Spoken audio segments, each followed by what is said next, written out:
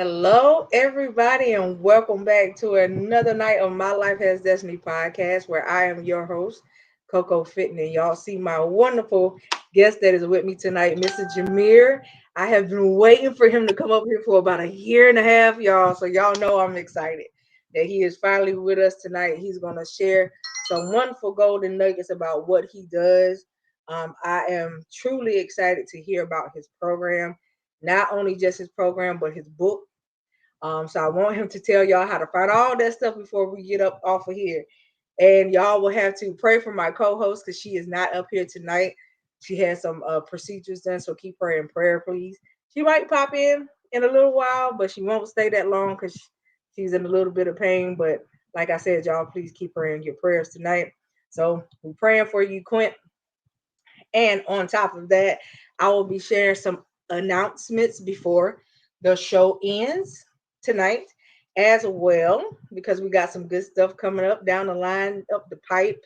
So I hope you guys are ready. I will also be getting ready to share some new flyers with y'all this week. It'll be in my storyline and on my timeline on my Instagram. Y'all know how to find all that stuff. And we have some other stuff coming up too as well. So I'm going to do everybody's announcements before the night is over. And if Mr. Jamir has any announcements for y'all concerning any events that he might have coming up, I want him to share that with y'all tonight as well. So, other than that, we are not going to prolong it. So, thank you guys for popping in with us again tonight. What I want y'all to do is please like, share, and comment. All right. Send it over to YouTube's, Instagram, all of that. Also, anybody that is on my Instagram feed, share it. Y'all already know what to do for me, right? So we're about to get started. So, Mr. Jamir, thank you once again for accepting my invite. Thank you for Please having go ahead. You are me. welcome. Please go ahead and tell the people about you, what you do, and let's just get started. Okay. Well, first and foremost, let me say, I'm gonna send a special prayer out for your co-host, and if she listening, I hope you feel better. You know what I'm saying? Thank you. I was looking forward to meeting with both of y'all, but I'm understanding what she's going through, so we're gonna send our best to her. Thank you. Yes, Lord. So that's first and foremost. Second, congratulations on everything y'all got going, cause y'all doing big things for those that might not be in tune. But I be watching y'all because I'm a fan. Thank you. I appreciate it. Correct, I'm a fan. And thank you for the invite. Yeah. So for those who may not know, again, my name is Jamir Jamoke to be exact, which a lot of people pronounce it Jamir Jamoke, which is cool too, because most people that know me from back home or whatever, they call me Jamoke, so that's fine. Um, so basically, I am the chief encouragement officer for a social enterprise called Remain Resilient, which is a reentry and recovery reform initiative and movement. Our primary target with our social mission is to combat recidivism, encourage positive progression, and deter youth from the culture of poor decision making, and even specifically the criminal justice system. So everything that we do, the reason that we call ourselves a social enterprise is because, to be honest with you, I've operated in the space as a nonprofit professional for a long time. And what I found was that a lot of the solutions that we needed, to provide our community often got caught up in the profits of perpetuating the problem per se, right? So and that's no knock on nonprofits as a whole. It just means that, with the politics involved in regards to the necessities that have to be taken care of to secure funding and things of that nature, that a lot of times the quality of the service kind of falls to the wayside because the people, what I'm saying, that's in charge of getting the money to address the problem lose sight of what's necessary in the trenches to actually provide solutions. And specifically speaking of recidivism, you know, um, statistically speaking, like 70 to 80% of brothers and sisters that come home from jail, juvenile detention centers, or prisons are typically rearrested within 3 to 5 years of their return. So for me, it's like the question becomes why? Why is that happening? Because I've been involved in, in the nonprofit sector. I've been involved in the helping professional business or, uh, different organizations or whatever the case for a long time. And then there's elders out here that's been in it longer than I have. And the money that we still talking about to create, these solutions is still circulating the same way it was before. And a lot of money has already been allocated and a lot of money has been given to a lot of different organizations to do a lot of different things. But yet the problem still exists. You know what I mean? And the problem still exists and all this money that's being thrown around and you got to ask yourself, is it just about the money? Like, is the money going to create the solution itself? And I just find in the people that, that I move around with, find that, we have to be the change that we seek and we have to go out here and create, what I'm saying, the industries and the infrastructure and the things that we need to create solutions so we ain't just finding ourselves always being dictated and dependent on somebody else's money to make our communities better. So that was kind of like, the notion for why we started Remain Resilient. And then for me specifically, I am a recidivism survivor. I've been out of prison for since 1999. You know what I'm saying? So I'm not saying I haven't been in no trouble since 1999, but I'm saying I haven't been back to prison since 1999. I had a couple little close calls here and there for whatever reason as I was trying to figure out, the process of how to survive recidivism. But all in all, I've been relatively unscathed by the culture of poor decision makings or the same social pressures that I see a lot of guys falling victim to now. So that's kind of like my motivation is, what I'm saying, for one, to combat recidivism because I truly believe that recidivism is a socially induced disease. Awesome. So if what's the word I'm looking for? If a person is looking to um try to reintegrate themselves into society, Mm-hmm. right? What advice would you give? Um, the advice that I would give anybody that's trying to, successfully transition, back into the community, back in society, is the same thing that I talk about in my upcoming book, My State of Mind: 7 Steps for Surviving Recidivism. Right? Because again, like I said, I've been out of prison since 1999, which means if you look up now, it's what 2022. So Mm-hmm. about I got like 22 years of insight and experience on the best methods and best practices on how to survive recidivism, how to continue to be socially successful and sustainable, and assimilate into. And I say assimilate loosely, but I mean more so like learn your way through navigating the challenges of society, which for me looked completely different than it did when I was in the streets. So coming home just with the intentions, what I'm saying, to do the right thing was one thing, but then coming home faced with the reality of all the different challenges and obstacles that I had to overcome and to consistently overcome, that's when it really dawned on me, like as I got along in the process was that, this is truly a mindset. You know what I'm saying? It's a shift in the mindset. It's a growth mindset. You know, the mind is all in regards to being able to do the right thing for the right reasons consistently. You know what I'm saying? Right.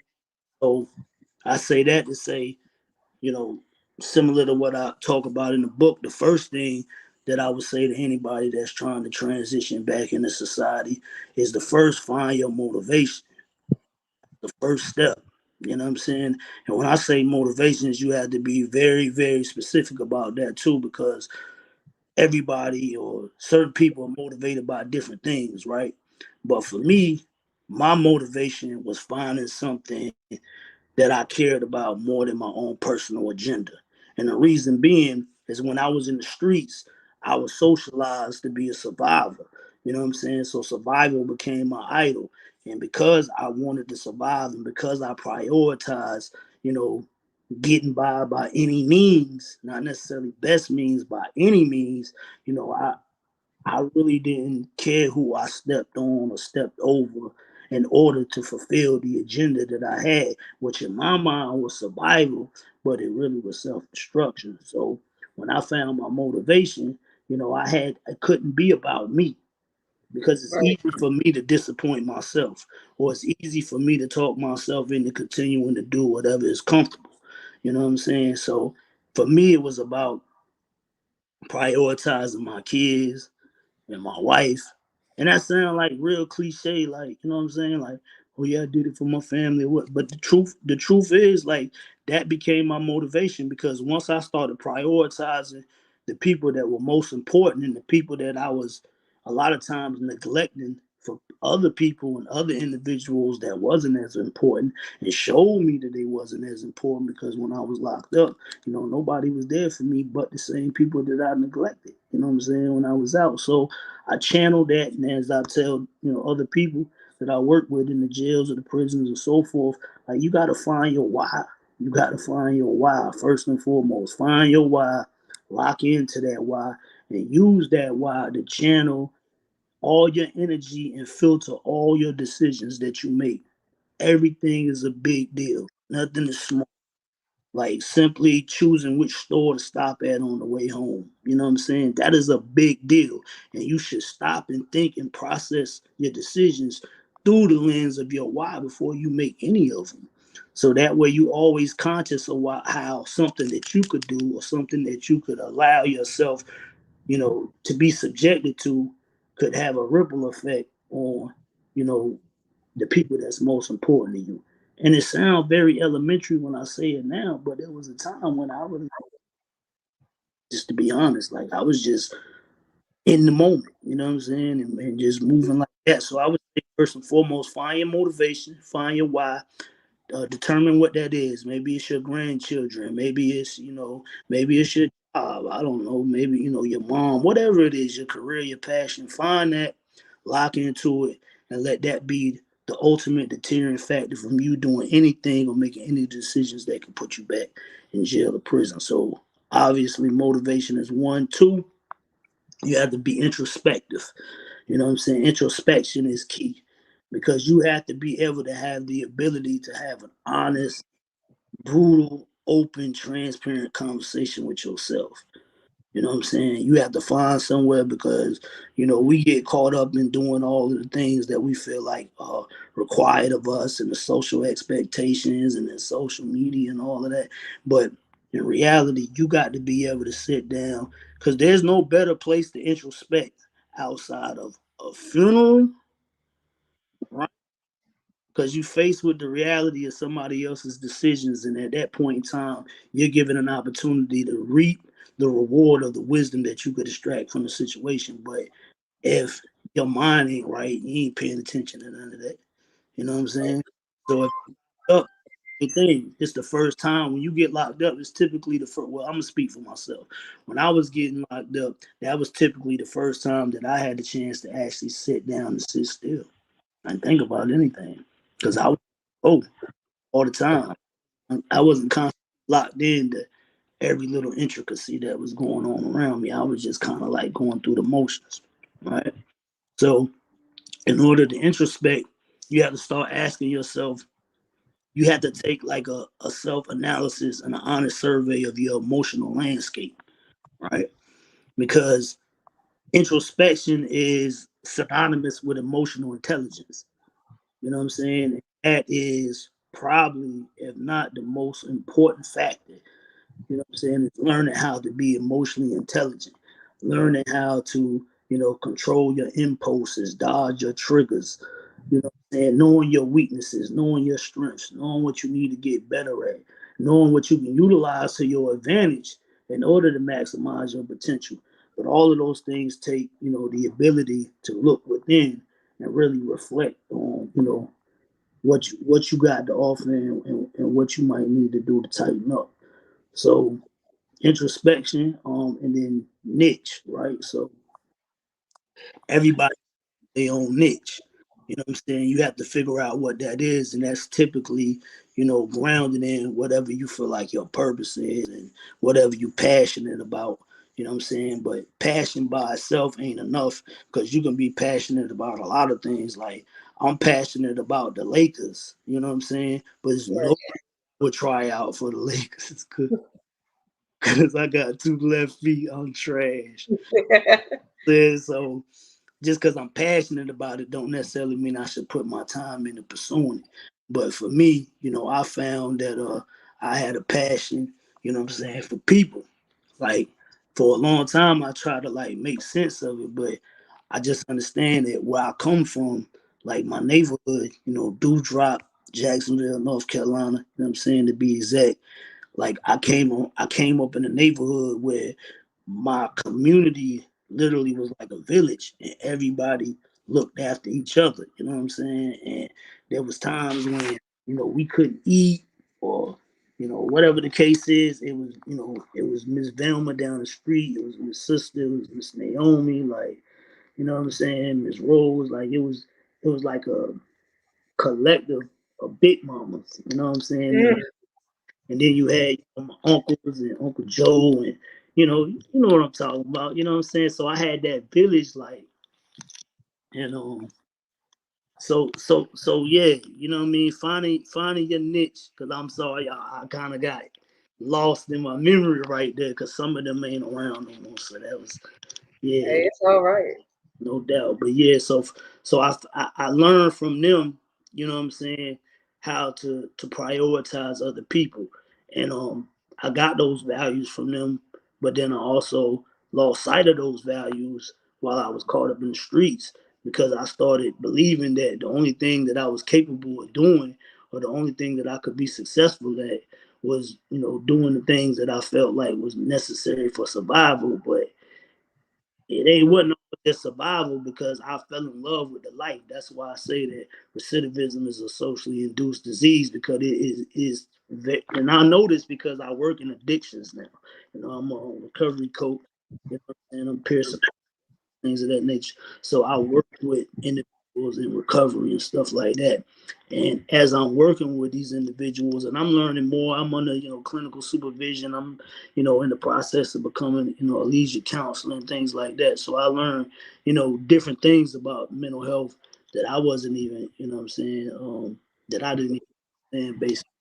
But one of the parallels that I see a lot of times now is that, man, recidivism in the streets um is just as powerful as language, just as powerful, but it's similar to the impulses and the triggers and the different dynamics that come with recovering from a generalized, form of addiction. You know what I mean? So finding your niche is basically a way to give yourself a positive distraction and to find out that you can do something else. You can be Kevin Liles, you ain't got to be Benny the Butcher before the rap. You know what I'm That's saying? it. You know what I mean? Hey, So, Simone, welcome. I always like to acknowledge people when they come in and say hello. So, but hey, yeah, Simone, welcome. Thank you for joining the show. yeah, finding your niche is important for me. That was like becoming, you know, ultimately becoming a counselor, and I come from an era, of, drugs and alcohol and addiction and liquor houses and things of that nature. My pops passed, what I'm saying, recently, from lung cancer, and Sorry to hear that. yeah, appreciate that, but with that situation, like it just woke me up and was like, you got to take care of your body. You know what I'm saying? You got to be conscious, what I'm saying, of the things that you put in your body over a long period of time because we playing a lot of makeup with our bodies right now because we've been That's destroying it. ourselves for a long time. And then, like, for me, like, when I turned 40, like, everything went left the same day. Like, you know what I'm saying? Like, I started feeling stuff I won't feel. So I'm like, yo, I gotta diet up.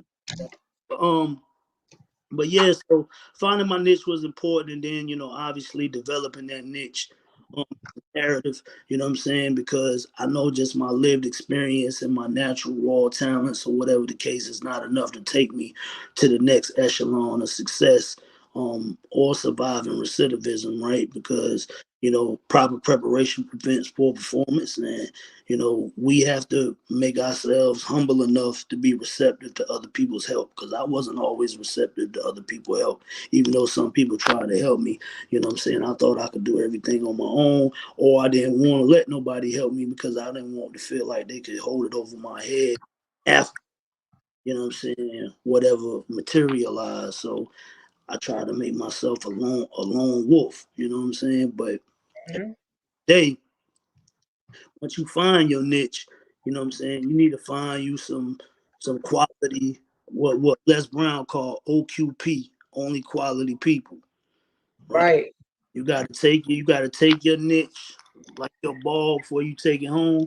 You gotta cuff your niche, and then you got to go find people that can help you develop it and find situations and opportunities, whether that internships, whether that be going to volunteer. A lot of people don't want to work for free. When I got out of prison, I went and worked for free for a whole bunch of organizations.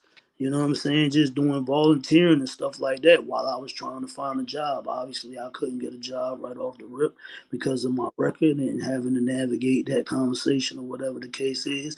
So instead of just giving up and not doing nothing, I said, let me go work for free. You know what I'm saying? Because I came out of jail, the last time I was incarcerated, with a mission to be part of the solution and not part of the problem. You know what I'm saying? Because I had been Awesome.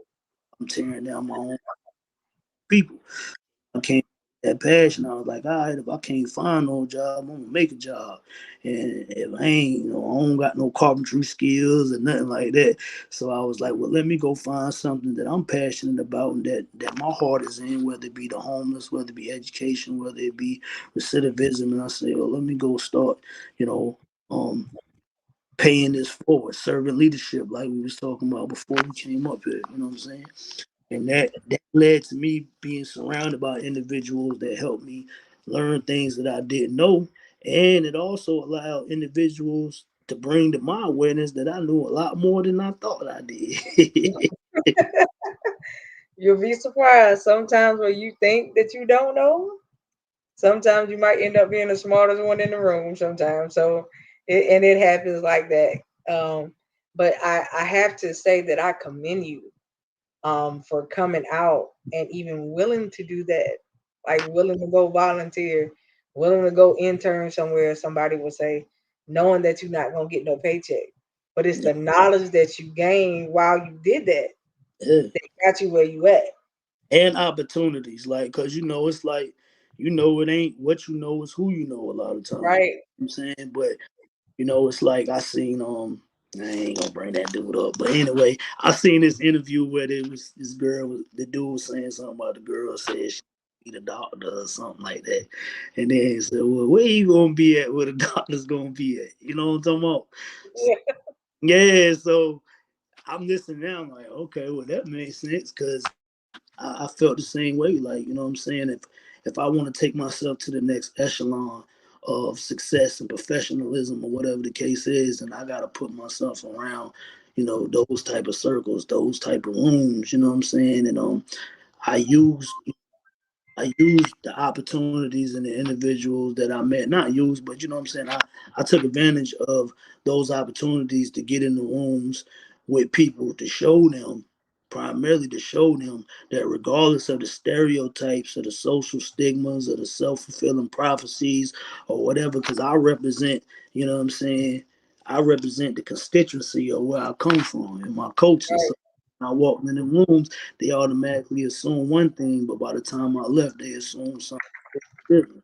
And that's an obligation and a responsibility for me because I know that when I leave out the doorway, somebody else gonna come behind me. So I want to make sure that I can open their eyes and their ears before those walking behind me can walk in the same door I did. So yeah.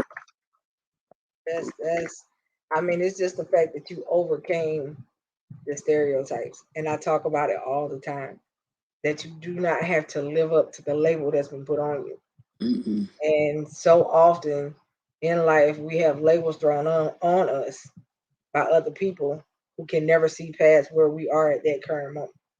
Facts. So we have to learn to see past where we are and know that we can do far better, be far greater, and we do not have to be what you just said I was. Exactly. You Don't let know, define your destiny. right? Right? And also your past don't dictate your future. At all. You know, that's one of my biggest pet peeves is my past do not dictate my future. I am nothing like what I used to be. You know what I mean? And I can honestly say I'm so glad about that. You know what I mean? But Thank I can say you. that who I used to be did help make me into who I am today. That's a fact, You know though. what I'm saying?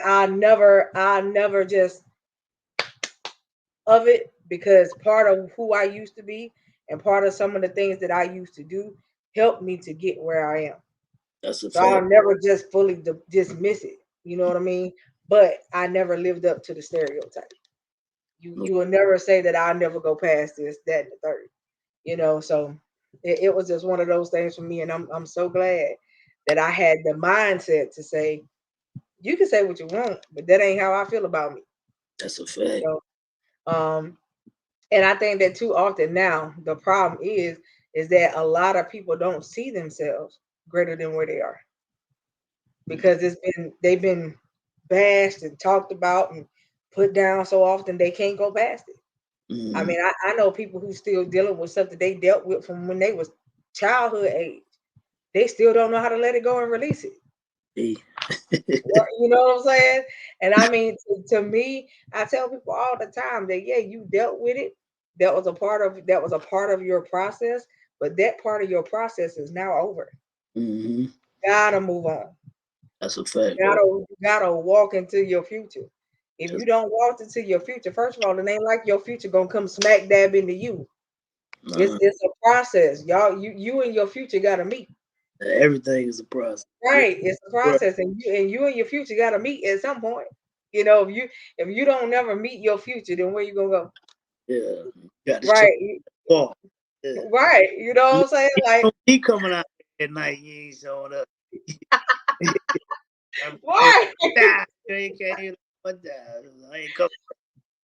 Right. But I'm saying, but you got so many people who don't do that. It's just like when you tell them, and I come from the word a lot. So when people talk to me about certain things, I say, well, first of all, faith without work is dead. Mm-hmm. That's a If you fact. don't have, if you ain't working the faith, baby, the faith ain't moving. That's a fact, though. You know what I'm saying? So you have to believe in what you're doing in Mm-hmm. order for it to manifest. Sure Because do. it'll never manifest if you don't believe it. That's a fact. I You heard know this what I mean? one time. He said that if you think it, you what he say? If you conceive it, you can believe it. If you believe it, you can achieve it. You know what I'm Right, saying? It was real subtle, but I was like, ooh, like what did he just say? right, I'm saying like that's deep. right. And one of the things too that I think people forget about is that the Bible say that so a man thinketh, so is he. Mm-hmm. Whatever you think about yourself is normally what you deal with. That's a fact. If you don't see yourself, I mean, let me just ask you this question. Literally, 10 years ago, did you see yourself being where you at right now? Nah, nah, because it 10 years ago. What's that? 2012. Nah, nah, because it was all relatively new for me, and I was just like, I mean, I got pushed into leadership. You know what I'm saying? Like I backed myself in that corner where I ain't had nowhere to go but to be a leader. You know what I'm saying? And I ain't even like I said, being in certain spaces around certain people, they kind of brought it to my attention or whatever, whatever light that was shining that I was purposely, intentionally, or inadvertently trying to dim or letting somebody else dim. Like Right, they let me know, like, young boy, you got something. Like you got an obligation, you got a priority to it. Like tighten up, man, you know what I'm saying? Don't just be laissez fly, like you know what I'm saying, and being complacent and not really taking your gift. And like the Bible said, your gift will bring you before great men. You know what I'm saying? right, God ain't just gonna send you anywhere around anybody. You know what I'm saying? And he gonna make sure you prepared But at the same time, you got to take accountability for preparing yourself as well, because he giving you an opportunity to prepare for those opportunities. And listen, ain't nothing worse than getting the opportunity and not being prepared. That part. Opportunity, you know what I'm That saying? part. You know, something that I say it to my spiritual parents all the time, and they say it to me. Be ye ready at all times. They always say that. Be ye ready at all times. Always be ready to either talk about what you do, show up, to say who you are in the room, and don't ever let somebody make you feel like that because they have this, they they quote unquote have this type of prestige that That's, other people have given them that you can't square up. let me tell you something. One time, and I'm not gonna say the specific into whatever the case. I'm gonna just say that I walked in a room that was full of quote unquote professionals and people with money, as we call them. Mhm. You know what I'm saying? So I walked there, obviously the way I live and the way they live was totally different. You know what I'm saying? Mhm. Representation of the culture that, what I'm saying, that I come from. But anyway, they was like, I came in there and then I got word after the fact, like they was referring to me as the felon. You know what I'm talking about? Mhm. I had worked my tail off and done my due diligence to put myself in a position to even be able to walk in that room. You know what I'm saying? Mhm. Never had anybody of color in that position in that room ever. You know what I'm saying? In that particular position. And that says, I mean, I'm light skinned. So you know what I'm talking about? Hey, they never had nobody, and when I came in there, I walked away and they talked about me and referred to me as the felon. So just imagine what they would do or what they would say about somebody that isn't as far along in the process and doesn't have, as much to show in regards to the work that they put in to try to get themselves in the position that they at. So I felt obligated in that space where I could have responded to it like, "Yo, who you talking to?" or da da da. Da. But I was, Right. you know what? I'm gonna turn it up a notch, and I'm gonna show y'all. You know what I'm saying? I'm gonna show y'all that we have something to offer, that I have something to offer, that my insight is invaluable. You know what I'm saying? Right. What I possess, you could never get. You know what I'm saying? Like you could go to school, you could do whatever you want to do, but you don't have this lived experience. I can always go get what you got. You Right. know, I can go get a degree. I can go read some books. I do that anyway. You know what I'm saying? Right. But what I have is special. It's unique, but it's just learning how to develop it, which goes back to what we said as far as niche and all that. Like learning how to develop it and maximizing every moment that you in them spaces and you have an opportunity to put on for us. It's like I think that when people make this what they call justification about you, um, and then when they see you in action and what they thought was so wrong, they still some of them will never come to you and apologize, Mm-mm. and then you have some that will actually step up and say, you know what, I was wrong. Facts. You know what I mean? Facts. And the ones that do step up and say that I was wrong, a lot of them at that point in time now want to connect with you, you Ex- know. And then, like we were just saying, sometimes it's not about what you know; it's definitely about who you know. You mm-hmm. know, there are places that I have gone, and it wasn't about what I knew; it was about the person that I knew in the room, The plug.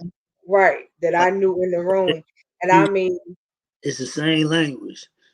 It's like that right. plug. You know what I'm saying? Right, and then when the person that everybody else waiting to see, everybody waiting to be introduced to, actually says my name over the mic, and Yeah. they're like, "Yeah, I want y'all all to welcome her," and I'm just sitting there like, "No, don't. Why are we doing this right now? This, And they was like, "No, I want you to welcome her," and I was like, from the corner or wherever, and Mm. they like, "Yo, how she know? How you?" Everybody after the thing is of, "Oh, how you know them?" Don't worry about how I know them. Yeah. Because when I walked in, you felt like I shouldn't know somebody like that. This is what I already know, you Exactly. know. And I have always been one of them. that I always stuck out like a sore thumb. Mm. I mean, always stuck out like a sore thumb. I could be in the middle of a crowd and somehow somebody would spot me and be like, Coco. And I'd be turning around like this. I mean, when I say crowded, Yeah. like, who calling me? And then all of a sudden, you see one hand pop up and be like this in the middle of everybody. I'm like, oh, hey, what's going on? And it's something when people who you never thought even looked at you like that are now paying attention. Mm-hmm. Because now you got somebody's attention, Yeah. right? So now that you got the attention, sometimes you have to ask yourself, Do what it. do I Yeah. What you gonna do with it? what you gonna do with it, right? So like I tell you, it's just so awesome because some people will never get just that part. Mm.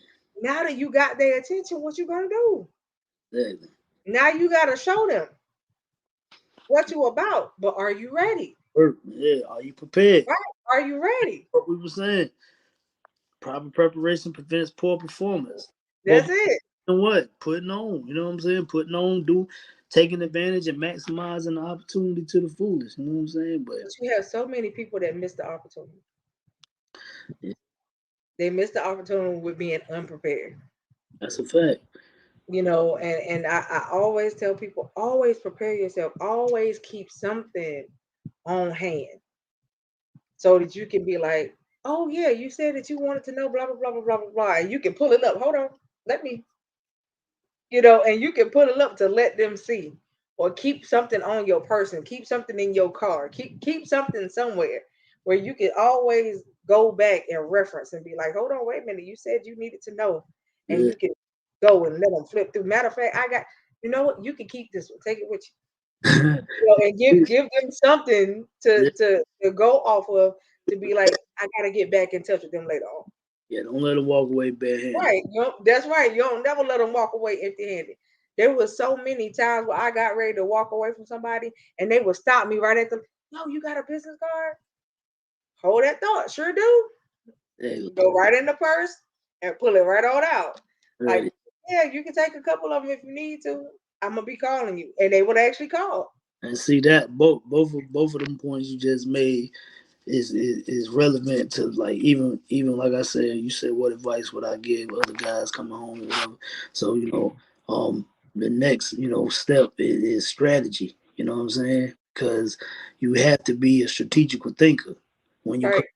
All the strategy is not just responding, to situations in the moment and being able to, like, maneuver your way through them. But it's more so like in regards to recidivism, it's like starting to put your strategy and your reentry plan together before you come home. You know what I'm saying? Start already anticipating, what type of challenges, what type of obstacles you're gonna face. Because a lot of people plan for everything to go right, but nobody plans to go wrong.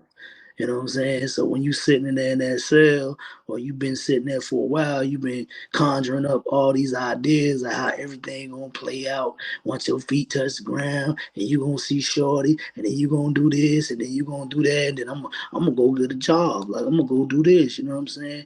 And then when you get out here and realize it's a process, and that everything requires patience, and you have to move at a certain pace in order to let things kind of fall together, organically and naturally. Then you start getting frustrated. You know what I'm saying? You don't know paint this picture in your mind about how everything gonna play out, but thinking and critically thinking is two totally different things. Right. You know what I'm But saying? so what would you tell a person on how to, because my biggest thing for me is time. Yeah, I can't it's your stand great. to waste time. Yeah, It's wasting time is a problem for me. that's a fact. You know what I mean? So if how would you tell somebody, in your opinion, I how mean, would you tell somebody how to prioritize the time? just like us, like for me, like you said, time is my greatest asset. So the one thing that I realized that I have complete control over, that is not dependent upon external variables or something somebody else do or the way the sun turns or whatever the case is, I have complete control over the energy that I choose to subject myself to. You know what I That's mean? a good thing. That's the one most powerful tool that I had. And in regards to strategy, knowing that I will not purposely subject myself to any kind of counterproductive energy. Period. Like anything that's gonna jeopardize or create a situation where I can't execute my goals or I can't provide, protect, and preserve my why, I don't got nothing to do with it. You know what I'm saying? Even if it comes attached to people that I love, even if it comes attached to people that I grew up with, I get it. attached to Right. people that could put me in position and give me a better opportunity. Like I'm always I'm just like I said, I know my why. Like I'm locked into it. I understand it. So I process all my decisions through that. So even when I'm making my strategy, a lot of my strategy is based around obviously I have financial strategy. I have a lot of different things that I can get into. But primarily my biggest strategy is my social strategy. You know what I'm saying? Because I've been practicing social distancing way before COVID. You know what I'm saying? Right. Way before COVID. And it was uncomfortable a lot of times because I love a lot of people, but there's some people that I love that just for whatever reason I can't occupy the same space they do because we have different priorities. You know what I'm Right. saying? And that ain't no love lost. I always love them. You know what I'm saying? And if I'm in a situation where I can help them, I'm definitely gonna help them. But outside of that, they say self-preservation is the first rule of life. Now, a lot Yeah. of people misconstrue self-preservation and make it something selfish and self-centered, but that's not what it is. You know what I'm saying? No. You Because can't, to me, my piece is important. you can't. My philosophy is you cannot put a price on a peace of mind. You, No, let my me my piece is say it. very important. You cannot put a price on a peace of mind. That's where you can go offer me a check, but if that Right. check come with too many problems or something that's going, you know what I'm saying, That part. peace, you can keep that. I'll be That regular. part. That part. I like I tell everybody, some things that sound too good to be true are. And at the end of the day, all money ain't good money. You know what I mean? And trust me, I've had it offered 500 ways to Sunday. But when you read, especially when it comes down to contracts and deals and stuff like that, certain things just ain't for me. You know what I mean? That's not my deal. That's not my stilo. I can't do that. I'm not gonna compromise myself for that. None of this stuff. Because then when you start trying to make me undo my integrity to do something for you, we No, got a whole problem. We got a exactly. whole problem. So to keep me from feeling like I gotta come out of my character towards you, I'm gonna just say no. I'm Yeah, gonna just pass on that deal. stay away from me. All of it. Right. You know what I'm saying? Just keep you at bay. That's it. That's it. So it's something like like I said, we were sitting here talking about um we were sitting here talking about the connections, right? So like all last year I was getting connected to all types of people. And I would be like, okay, Lord, I see what you're doing. I see what you're doing, and I see what you're not doing. Mm-hmm. And when I said so, I said that around somebody. They was like, "What you mean?" I said, "Because all connections ain't good connections, baby." The I fact. said, some folks want to be connected for the wrong reason. They got agendas of their own that I just don't get down with, you Deep. know. And I was like, so at the end of the day, all connections ain't good connections. I love people, I love everybody, but you're not my connection. You first of you're not part of my season right now. You know Mm, what I mean? Maybe later on down the line, but right now, no. Because you got some things that you got to work out, and yeah, that's just not for me. that's a fact though. You You gotta know, size your piece for real. right? And so for me, um, hold on, I got some people. I think I got some people who want to come on to talk to you. Wait a minute. Uh, let's see. If you like. All right. So anybody that is watching right now, y'all already know. Feel free to drop the comments in the comment section. Any questions y'all got for him about what he does, what he's doing, put them in the comment section. I will post them up on the screen so he can see them, or I will verbally ask him for you. Y'all already know how we do. So with that being said, I see that our station owner is down here in the bottom. Are you coming up, Fred? Yeah. Okay. All right. Do you have any questions for him? Okay. Now you know I see your lips moving, but nothing coming. What we doing? Put it in the private chat, man. Okay. All right. If you got questions, you already know what to do. So, with that being said, what I understand is that you do a lot, Yeah. right? It's more than just you helping people get back into society, more than you being that number one go-to guy that if I got this going on and I'm dealing with parts of addiction that I know that you can help me work myself through it. You got the book that you have done. You got so many hats that you wear. With all of that being done, besides you coming out and you having your why, what was when did you figure out that this was the purpose? Uh, I think I found out what my purpose was um within the realms of regret and purgatory, right? Because Okay. I came out of jail. Like I said, I'm not too far removed from standing on street corners.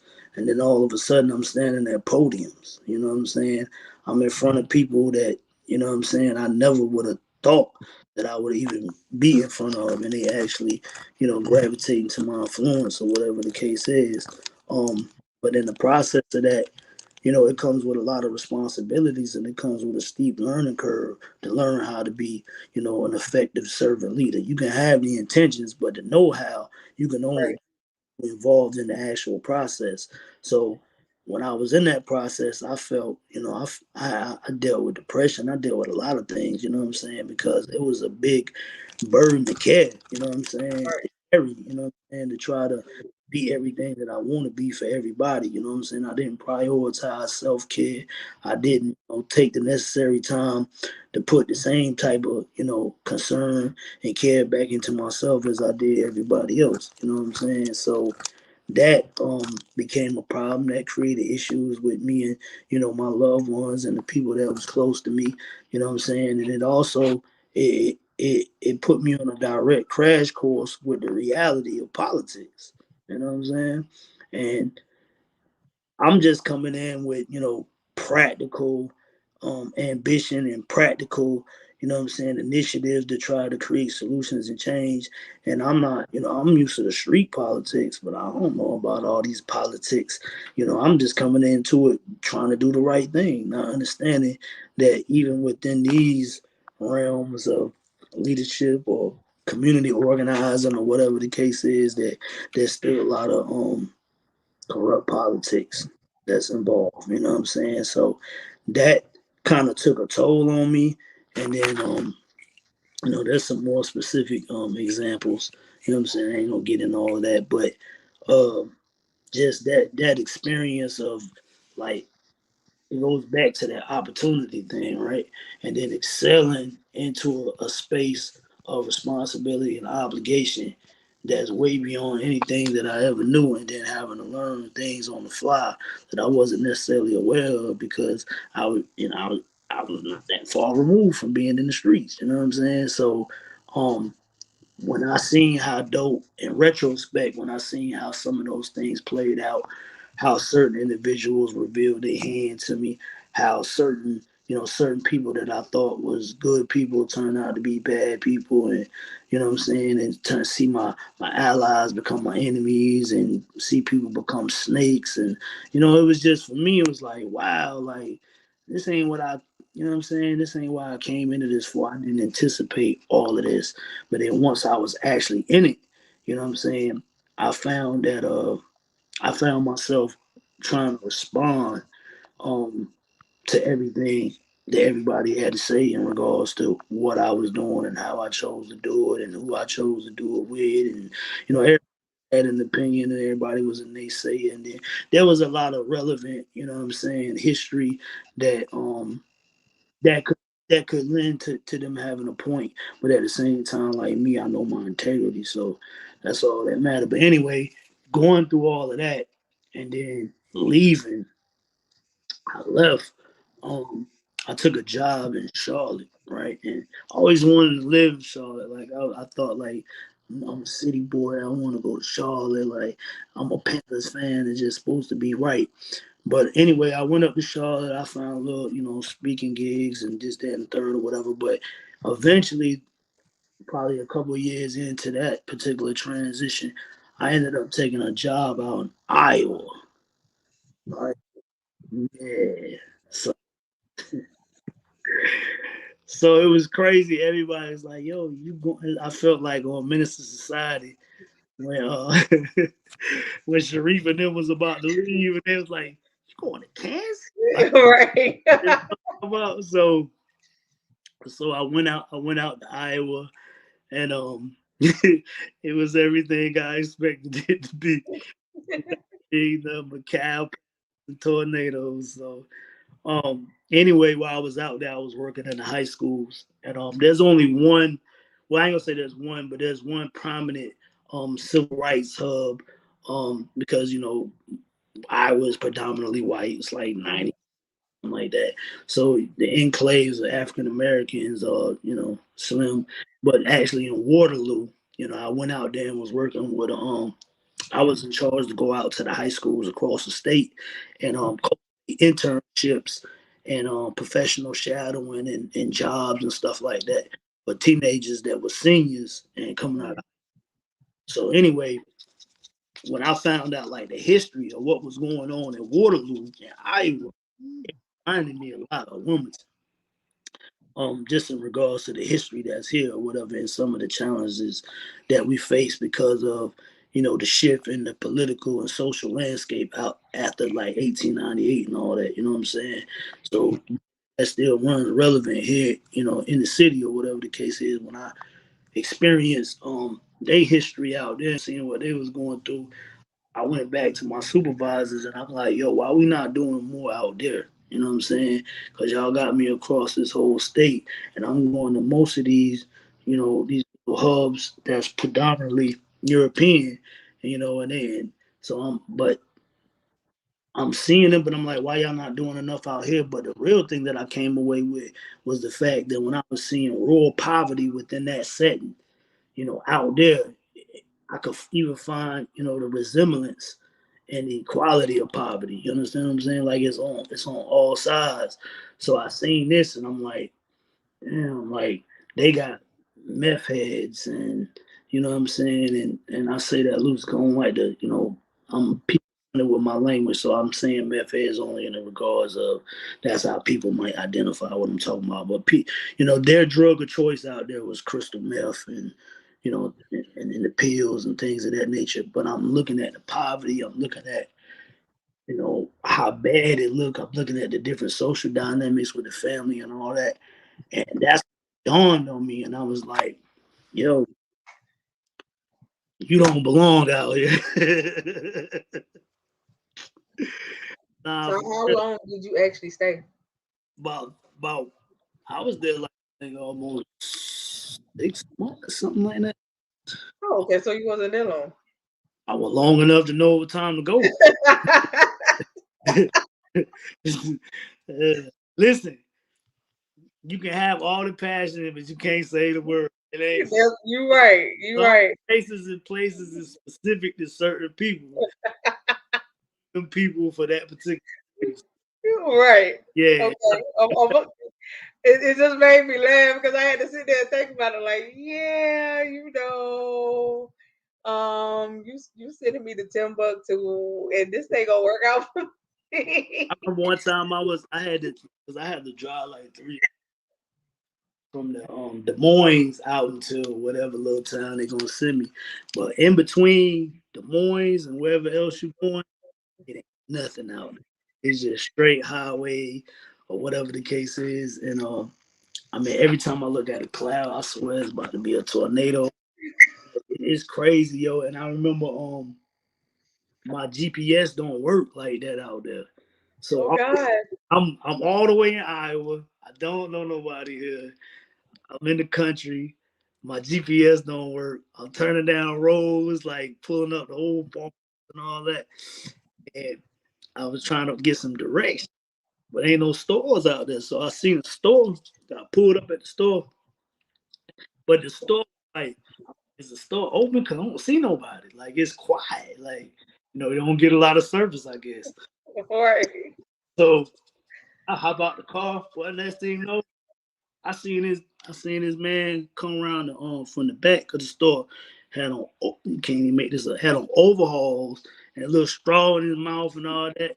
And he said, you lost, boy? I said, yes. I got right. I got back in that car. I said, I'll figure it out. And then maybe like 2 weeks after that, a tornado hit, and I was in the crib, and it was like, yeah. And I ain't never heard, like, I heard it on the movies and all. We from the coast, baby. We tropical. You know what I'm saying? We do It sounds like a train coming parties. for real. Hey, yo, we do hurricane parties. When we were young and all that. We weren't scared of no hurricanes like that. But a tornado, that thing say, yeah. Come to find out, next day it hit like the exit down the street and destroyed the entire little neighborhood or whatever. So then I was like, yeah, I'm about to go back to North Carolina. But I Yeah. say like that experience and some of what happened when I came back just reiterated to me what my purpose was. You know what I'm saying? So I was able to like redefine what my purpose is. I almost try to run from my purpose in a sense. You know what I'm saying? Because I just wanted to purge away from all the toxic behavior and all the backbiting and all the BS and all that. You know what I'm saying? I wanted to just purge because, again, like we said, I got to protect my peace, Hey, right? mommy. Say hello to my mama. She in the chat text. Hey, mom, how you doing?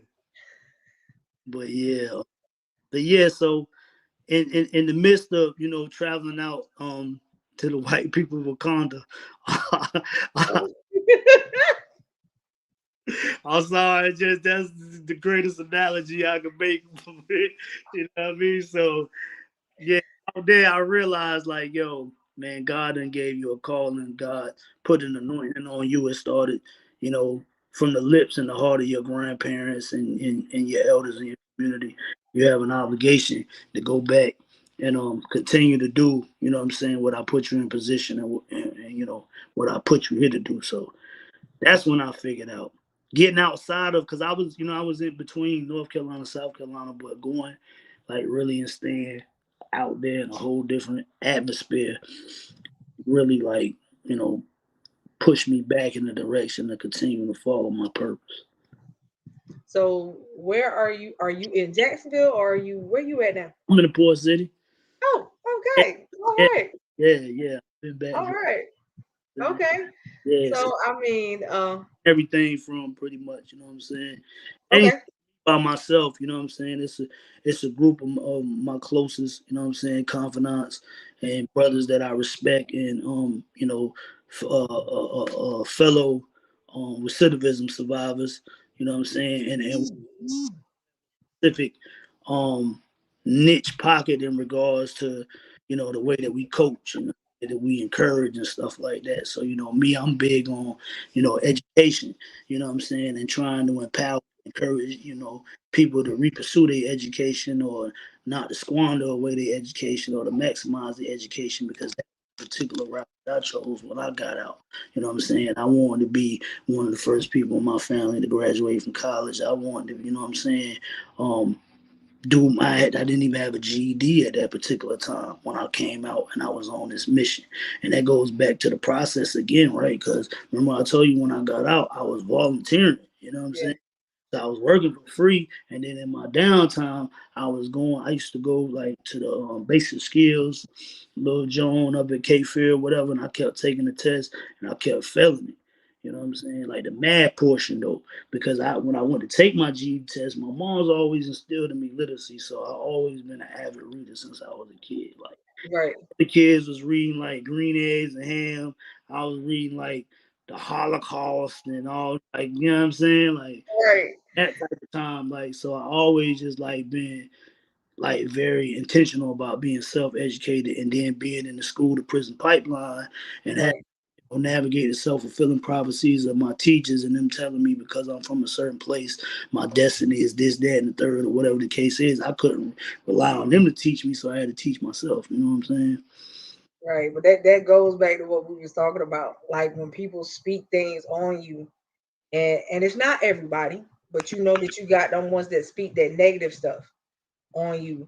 And then when you get that one person, and all it takes is one that come to you and they positive about what you're trying to do. And they like, look, you could overcome anything. You don't have to be what people said that you were. Yeah, Go out there and go after what you're trying to do. When you got that one that'll do that, it changes the aspects of everything.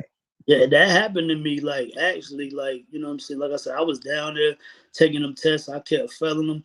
In the meantime, I'm coming out. Remember, I said you got all the ideas about what you're gonna do, how things gonna fall in place. I'm recently married. I'm responsible for kids. Like you know what I'm saying. I know that I can't find a job. I'm not getting paid nothing.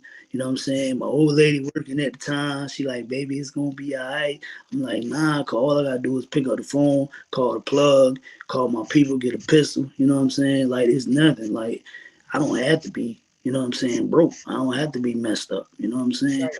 So I'm carrying all of that in addition to going down here and trying to do the right thing with pursuing my education. But I'm this close, but I keep failing because the reason I'm failing is because I done walked in the GED place, passed all four parts of the test with the exception of math. Right. Math ain't one of them subjects where you can take 15, 20 years off and then come back and Come back and try to figure it out. algebra. Yeah. You know what I'm saying? So they speaking Chinese. I'm like, I need this to pass.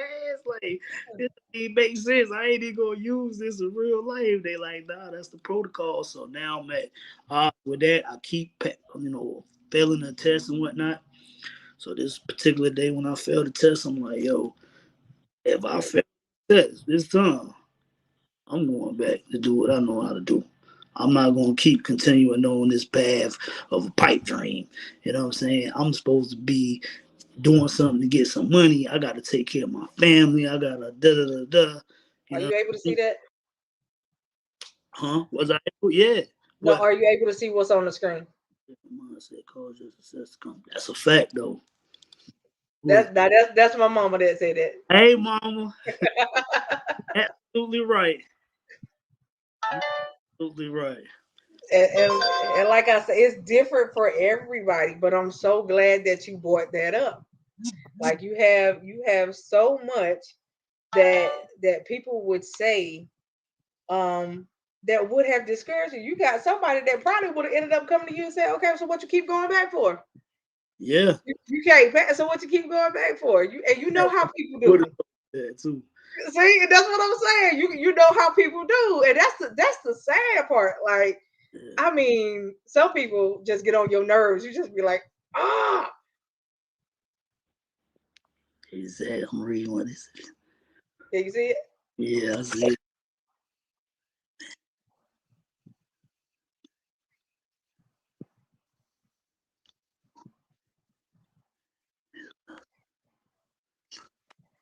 That's a very layered question.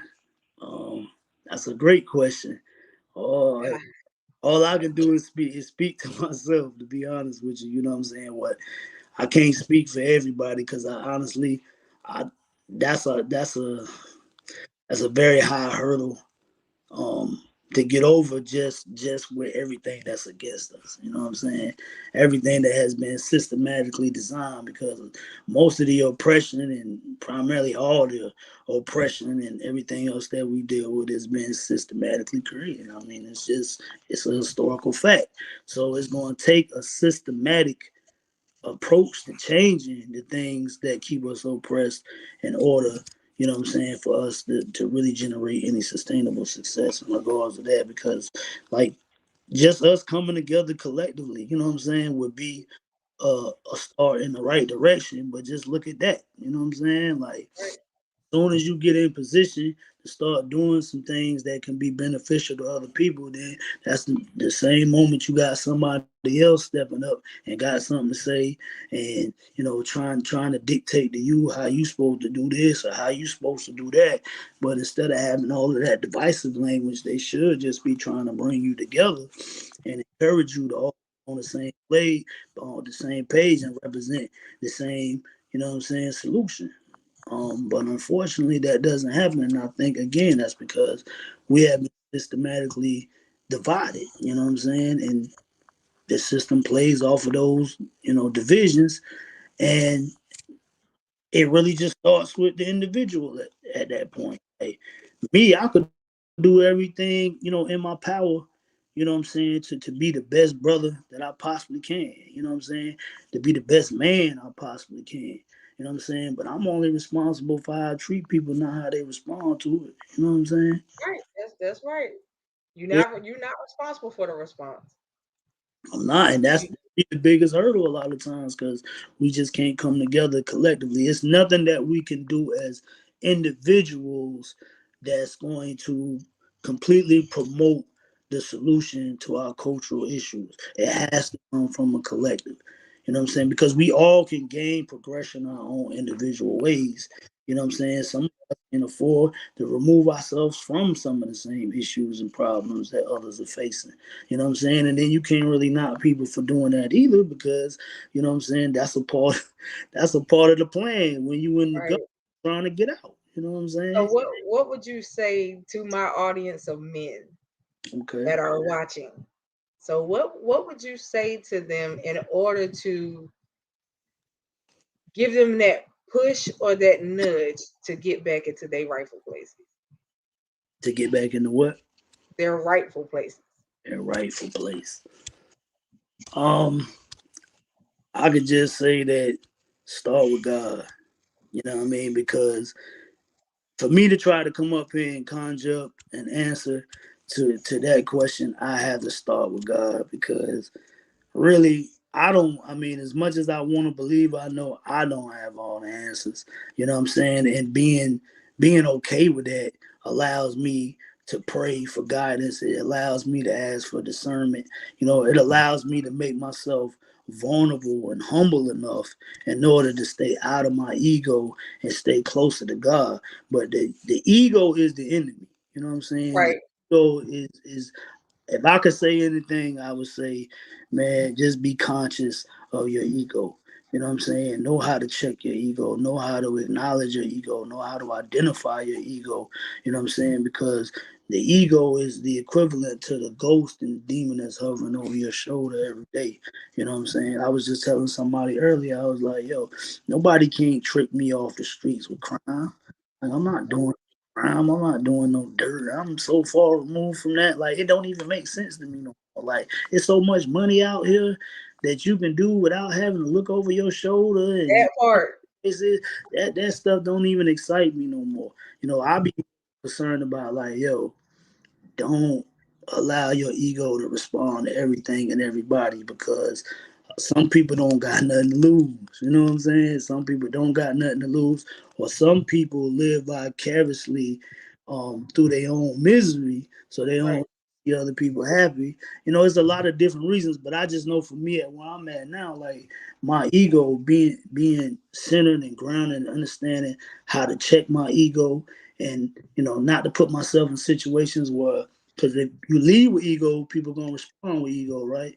So There you go. don't put myself in spaces and situations with individuals that's going to lead with ego or invoke my ego because then I might make a rational decision, rooted in my ego that could jeopardize not just my freedom, but, my life, my wife, my mother, my kids, my grandkids, my brother, the work God has left for me, the people that He has me divinely assigned to. Like all of that stuff matters. So for me, I mean, it's just I don't know. I don't know. I could just say for me it's ego because I know personally, like as somebody that's transitioning from the streets, you know what I'm saying, into the space God has me now. I can't do it by myself. and I know it's something higher than me. It's got to be Come something on now. more higher than me and more powerful than me. And I done did it. I done did everything. I done belong to different religions and walks of life, and all of that. But I can get philosophical with the wisest scholars or orators. But then for me, it's like most profound wisdom that I ever received came from my great grandmama. And the only thing she said before I walked out the door to do whatever I was going out there to do, which God knows what that was, baby, Grandma Mamie said, that baby, hold on to Jesus. Always. I was It's like, always grandma. I was like, hey, grandma, same thing every time. You need it. Grandma need a new, she need a new pitch, right? She say, but then I go, I'll be in the room with the keywords of syllables and things of that nature. You know what I mean? So, but the times when I had a gun pointed at my head, or when I did something to somebody and they could have, checked out of here, whatever the case is, you know what I'm saying? Or, I got a car accident, the car flipped 16, 17 times, or, sniffing some powder and felt my heart about to bust out my chest, or, just all of them times. I just remember whenever I ran out of answers, I had an answer no. Always go back. Yes. First thing came out of my mouth was Jesus help.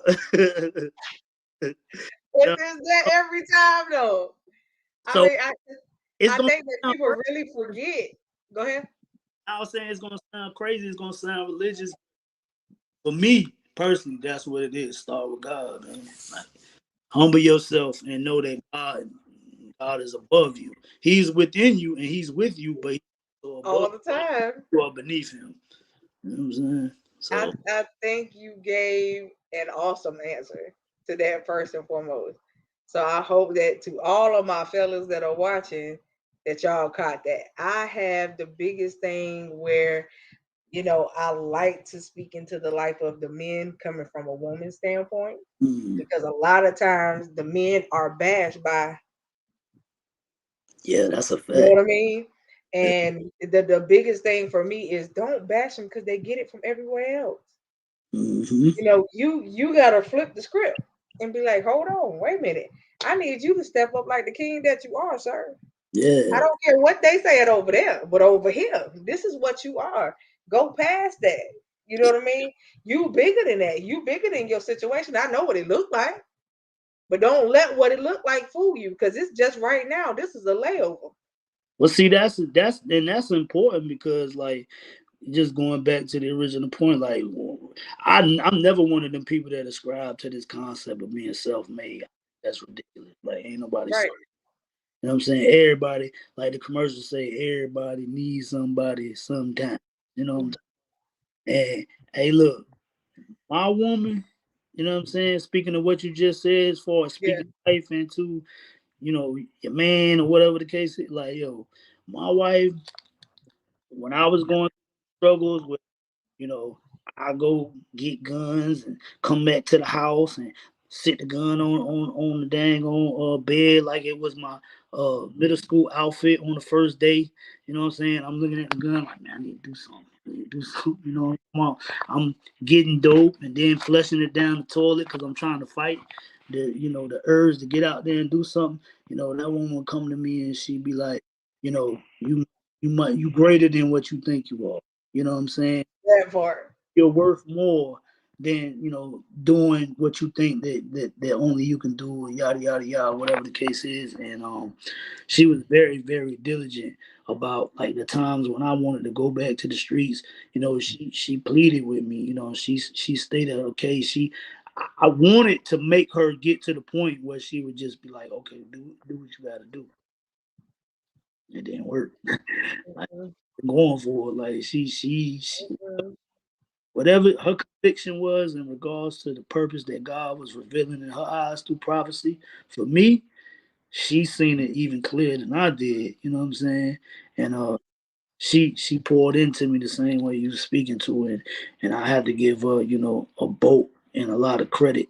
You know what I'm saying, for my ability to stay focused and free, because she never made me feel bad. Like I had got some jobs that weren't the greatest of jobs, and obviously I didn't like the concept and idea of having to start off with wages in my mind or whatever. I didn't know about the process. I just thought I'm supposed to get out here. Somebody's supposed to give me $18 or $20 just because I'm willing to work for them. You know what I'm saying? So I had jobs where my mind wasn't right. I cussed the people out or got into it with coworkers or whatever, you know what I'm saying? So I didn't have a job no more. I quit a lot, you know what I'm saying? I got fired from some. Then when I came home, she said it's all right. We'll get them tomorrow. Like I said, I'm putting the stuff up on the screen, so I'm hoping you can see it. So what people are saying to you. That's a fact, though. That's a fact. It take a village to do more than just raise a child.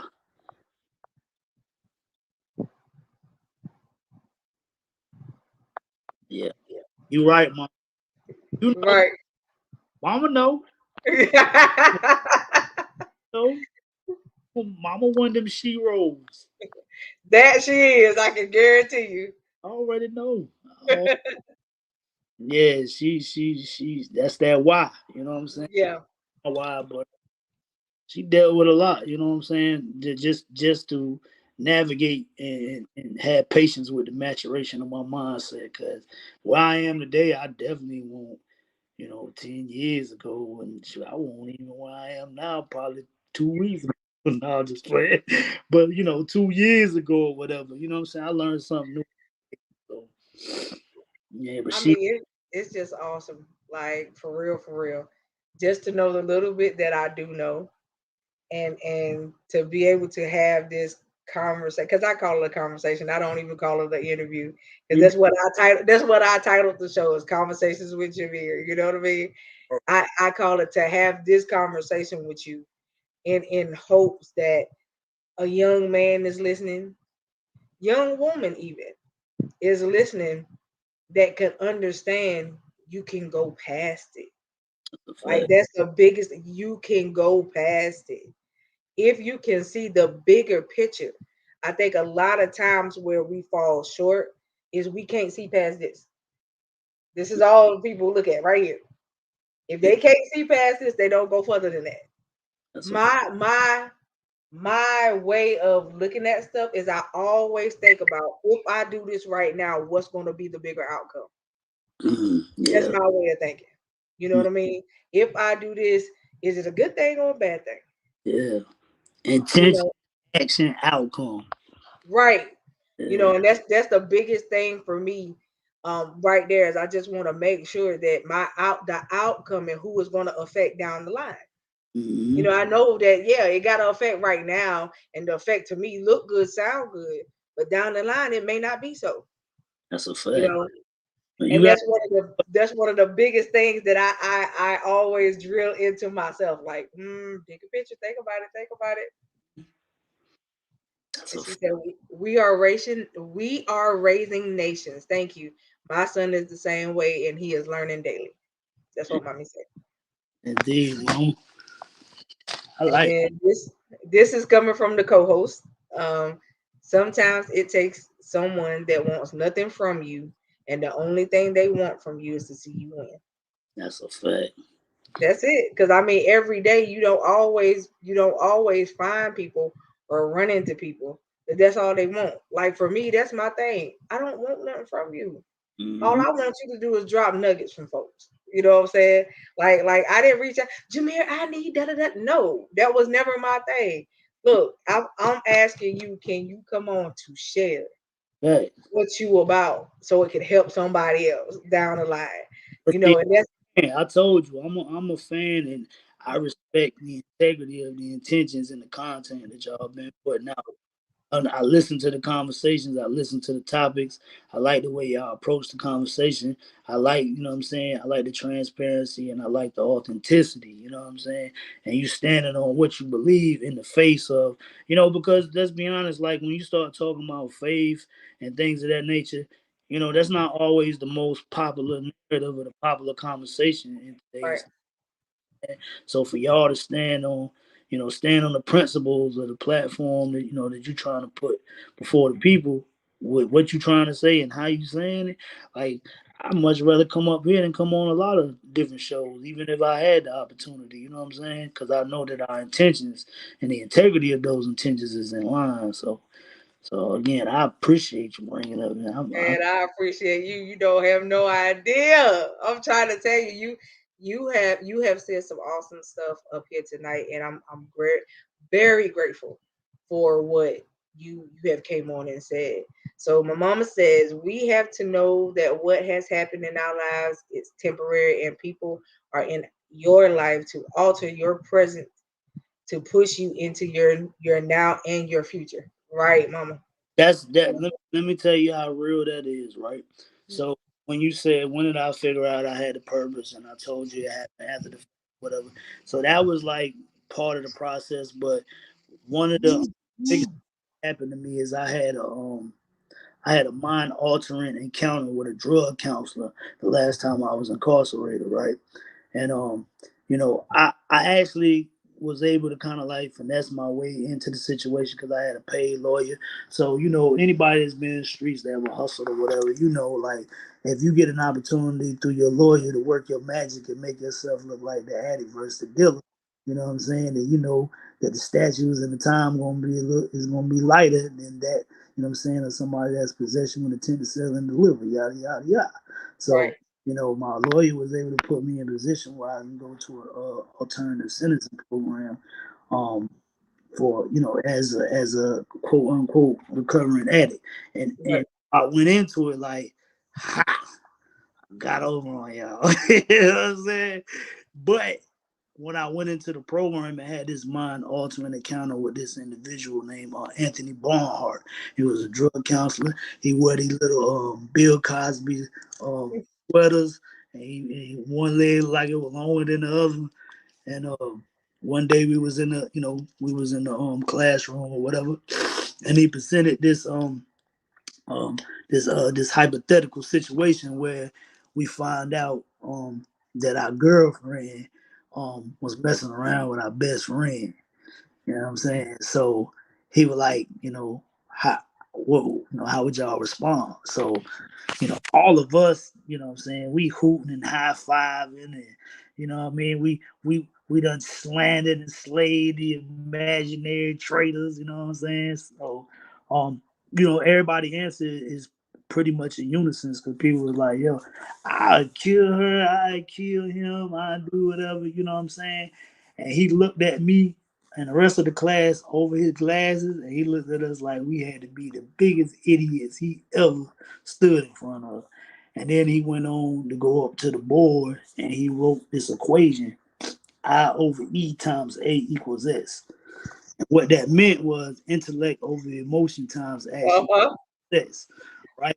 So that just, he's like, man, if you would have been exercising intelligence over emotion, then you would have understood. And this wasn't even nothing super profound. This is really just common sense. But this is how crazy the streets and ego and erratic emotional landscape had us feeling. So he was like, yo, if you would have been practicing emotional intelligence, then you understand that even if you do something to her, she's still gonna be out here, doing what she do anyway.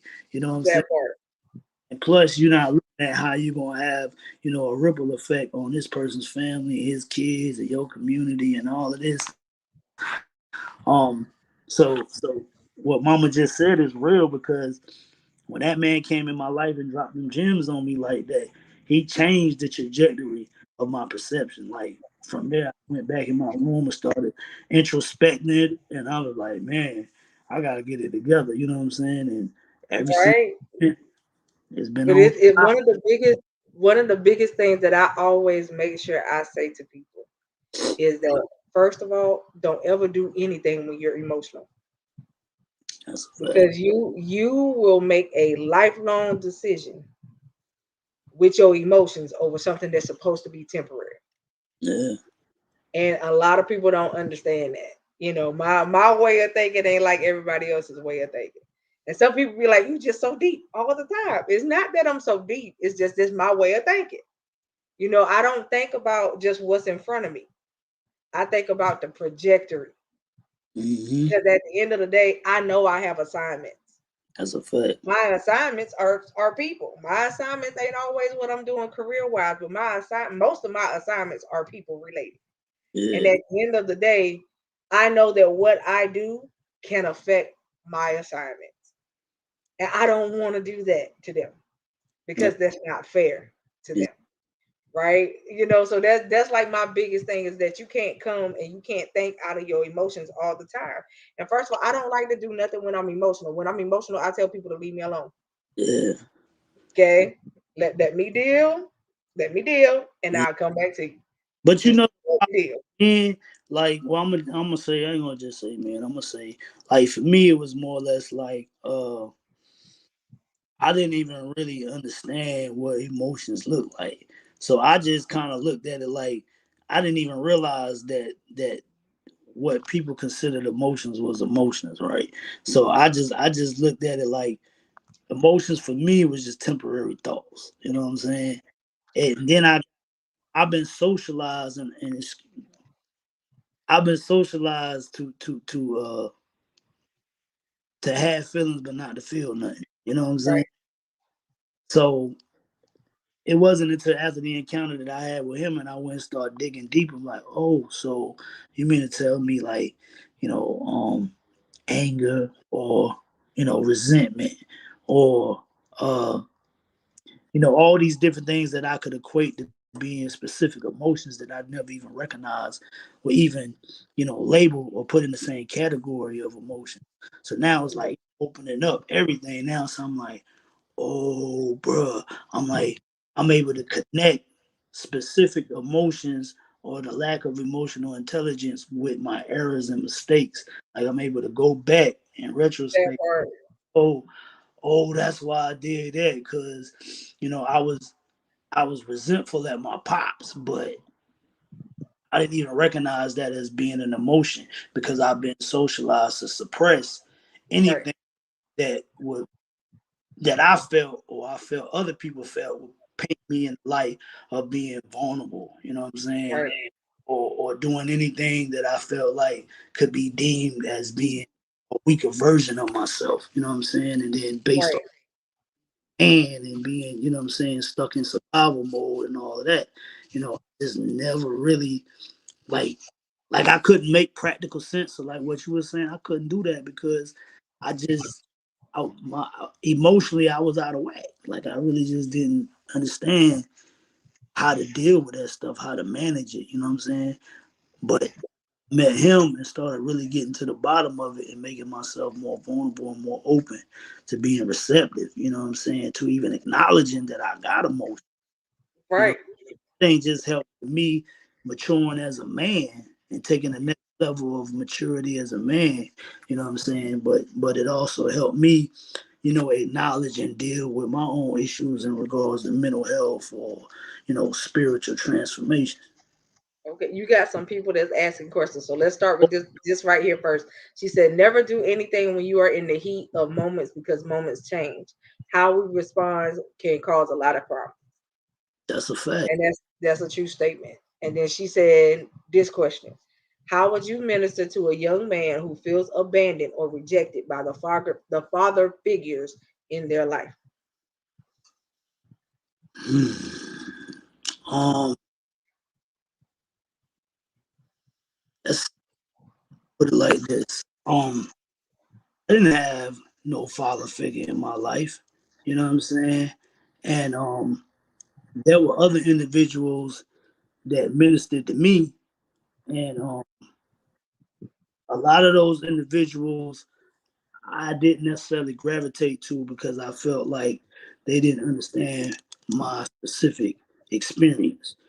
Um, and a lot of times I feel like my mom, she kind of like was was being reactionary to the circumstance. So she would just try to go out of her way to find people to play that role in my life. You know what I'm saying? And by doing that, it was kind of like a build-a-bear almost, because she had to go out and try to get multiple individuals just to build one particular positive role model in my life. And then she never really asked me what I wanted, you know what I'm saying? Or if I even wanted to, be around them individuals.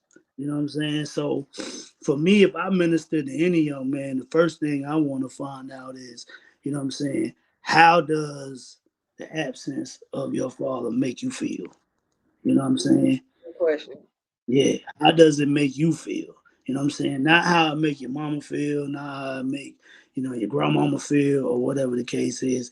How does it make you feel? And I think creating that understanding first and foremost is imperative, because, just me ministering to him specifically, he don't know me. You know what I'm saying? He don't know me. I'm trying to get to know him, but I need to find out how that makes him feel. Because what I find a lot of times is that, especially young men, it goes back to what I was just discussing. They don't want to be vulnerable, and they don't want to open up and even acknowledge the fact that, they having quote unquote daddy issues or whatever the case is. You know what I'm saying? They don't even want to speak to that, because Right. they've been in a position where they've socialized themselves to become the same father that they seeking. You know what I'm saying? So now they become the man. They become the man of the house. So for me, the first thing I want to do when I'm ministering to any young man is just to meet them where they at, find out how does it make them feel, and instead of trying to tell them how they should feel, I just try to take how they say they feel and use it as a means to show them other options on how to process the way they feel. If that makes sense, you know what I'm saying? Because I think it's very important. Like for me, I've learned like the difference between like coaching and counseling is that a counselor is typically going to sit down, tell you everything that's wrong, and then give you all solutions. You know what I'm saying? A coach's job is to help you cultivate different perspectives and understandings, and then to help you come up with your own options. You know what I'm saying? And then lead you in the direction of choosing what you feel like is most beneficial for you. So with a young man who's having them kind of issues, first I'm gonna figure out why he feel like that, and then I'm gonna help him figure out, okay, if your father was around, then you know, if ideally if you could paint that picture yourself, what would it look like? What is it that you feel that you're missing from your father's presence? And how does that look to you? What would suffice, whatever it is you desire in regards to his presence. And once I figure that out, then I would try to see like, okay, is there a possibility for this young man to, what I'm saying, to continue or strengthen his relationship with his father? And a lot of times, what I find is not. Like, it's not because of just the circumstances or whatever the case is, or maybe it's the parents can't come on the same accord or whatever. So now you have to start asking yourself, okay, so how can we create a positive supplement for those voids and those spaces that, he's unable to fill because his father ain't around? So then I get on my build a bear. You know what I'm saying? So I start pushing. I would encourage him to push himself in the direction of other individuals who fit that same mold of the things that he feels like his father leaves behind. And that's where the other, gentlemen in the community and the brothers and that's where we have to step up, because there ain't no real dead set answer. Because when you're dealing with somebody like that, the worst thing outside of a absent father is a father that's present that's absent. Right. You know what I mean? Right. So it's a big void to fill, and it ain't one pastor, it ain't one preacher, it ain't one, it ain't one football coach, it ain't one, teacher that's going to completely fulfill that void and be able to take that hurt away from that child. But what they can do is collectively come together and play a part, in filling those voids. But you first have to recognize exactly what those are. You can't really assume that because it's him that feel like that. Yes. I so love the answer. So does my mom. She said, I love the way you put that hashtag build a bear. Then she said, awesome answer to the question. Love you for that. And then she said that she has another question. She said, do you feel like a male is a punk for crying about this issue? Crying about daddy issues. Yeah. Nah, I definitely don't think that. You know what I'm saying? But again, um, that's my understanding from where I am now. You know, mentally and emotionally. But there was a time when again, when I felt like crying was a means of showing weakness. You know what I'm saying? And like even now, I like it's crazy because like if you sometimes for me it's like an analogy of a tiger, right? One of the biggest things that I feared was being taken out of the environment, losing my instincts, losing my, will to respond to the demands of my environment. And that come with culture, that come with peer pressure, that come with expectation. You know what I'm saying? So I always feel like if I stepped away from, doing the wrong thing and started doing the right thing, or somebody put me in that position, I'd be the equivalent of taking a tiger out the jungle and then sticking him in the zoo. You know what I'm saying? And telling them, hey, you could be, you could be good here at the zoo too. And then eventually they come in for whatever reason, they take me out the zoo and put me back in the jungle. And now I'm out there without the ability to instinctively respond to everything that calls for. And the same thing can be said for a young kid that doesn't want to cry or does cry, and other people are ridiculing him for crying about the situation. What happens is if they laugh at him while he's crying, then eventually it's going to desensitize him. You know what I'm saying? Eventually he's gonna start naturally wanting to respond to the demands of his environment the appropriate way, or what they deem as the appropriate way, which would be suppress your emotions, act like you don't got none, act like you don't care about nothing, act like you desensitized, you don't feel nothing. When somebody say something make you mad, so I don't care. You know what I'm saying? And the first thing come, I don't care. But that's a process. You know what I'm saying? They being Right. so not to care, and it comes, so no, I don't think that that's uh being a punk or nothing like that. I actually think it takes a real strong man in order, what I'm To saying, show his emotions. Yeah. and still feel comfortable in his own skin. You know what I'm saying? Like if I cry right now, or if I feel emotional, or if I say something, some people might think like saying something sweet to your significant other or something like that in front of your boys or something like that is somehow soft or whatever the case is. But y'all can't cook. You know what I'm saying? Y'all can't cook nothing. You know what I'm saying? Like, man, I ain't trying to sweet talk y'all. Y'all can't. None of y'all can't cook. Some of y'all, some of y'all ugly.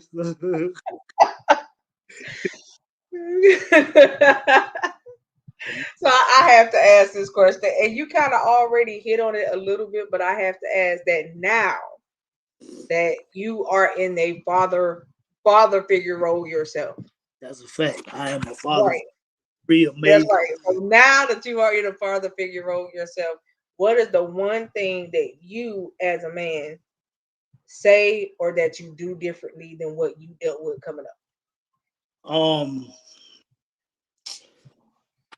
I think for me, like with it's a crazy dynamic. Like how I came into fatherhood, just even beyond just being in a relationship with my wife beforehand. But um, like okay, so for instance, when I was raising my kids, there was a time when early on in my transition, I was still smoking weed. I was still drinking. You know what I'm saying? I was still doing the same thing, a lot of us do for our common pastimes or whatever the case is. But they ain't never seen me do it. You know what I'm saying? They ain't never. I never let them see me do anything like that because it kind of remind me like, how with your grandmama and you be around the barn or something like that, and y'all might be back there smoking or doing whatever you can, but when grandmama come around, you gonna cuff that, you gonna throw it away out of respect. You know what I'm saying? Now Right. it ain't that same level of respect. You know what I'm saying? And every era is different. But for me, it was the same thing. Like those values and principles. Like I don't want my kids to see or witness the same things that I witnessed when I was coming up. So don't get me wrong, they ain't slow. Kids be knowing stuff. So they look in the trash can like, oh, he bad, or they'll like, what's that smell coming from? What's this? What's the smell coming from the room or whatever? But they could never physically lay their eyes on what I was doing. So for me, that was like, I'm not saying that I shouldn't have probably been doing it at all, but for me, I was just conscientious of that because I didn't want to do anything that could wrongfully, what I'm saying, push them in the direction of trying to mimic, the worst attributes of myself while I was in the process of developing Right, right, time. And that's what I learned. I needed patience with the kids because, trying to get them like, look, you need to do it like this. And my wife would, she'll remind me like, yo, there was a time when nobody couldn't tell you nothing either.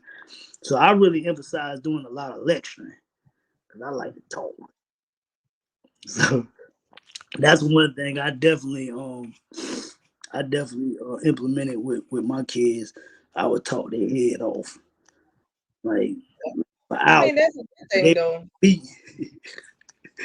They dead. That's a good thing. You To got the so many people. people that don't talk to their kids. That's a fact, though. I mean, you think about it, when your children will go outside of you to talk to somebody else, they feel like, well, listen, that's a problem. It really Like, you is. know what I'm saying? I mean, you're grateful for it, especially if they find somebody that's giving them like really good wisdom. But if they just going outside of you to talk to somebody else and the advice ain't good because Mhm. they don't feel like they could come to you, that's a problem. Like, you know what I'm saying? Like that's no, that's not what. That's why you want to make sure that your relationship with your children or anybody really for that matter is like kind of an open door policy. You can come to me and you can talk to me about anything, but I'm going to give you honest, sound advice. Now, Yeah, if that's something that you don't want, then I'm not the one you need to come talk to. yeah. You You got know, an example though. You got to exemplify the example you try to set. And I right, always, you know what I'm saying?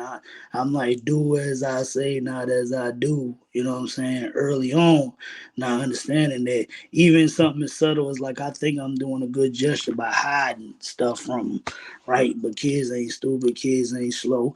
And when you trying to install particular values and morals into your children, they taking mental notes. So every time they see you step to the left or out of pocket or whatever the case is, it kind of provides a barrier between what you're trying to tell them and what they need to retain because they're always able to rationalize the reason for not listening to what you're saying based off of something they feel like you did that you stand of. So, you know what I'm saying? Like I tell my son, like, yo, don't be smoking no weed, boy. You about to mess up, you playing sports, you about to mess up your life. And you know what I'm saying? Not like that, but you understand what I'm saying? Like just telling them yeah, like, yo, choose to do this versus that.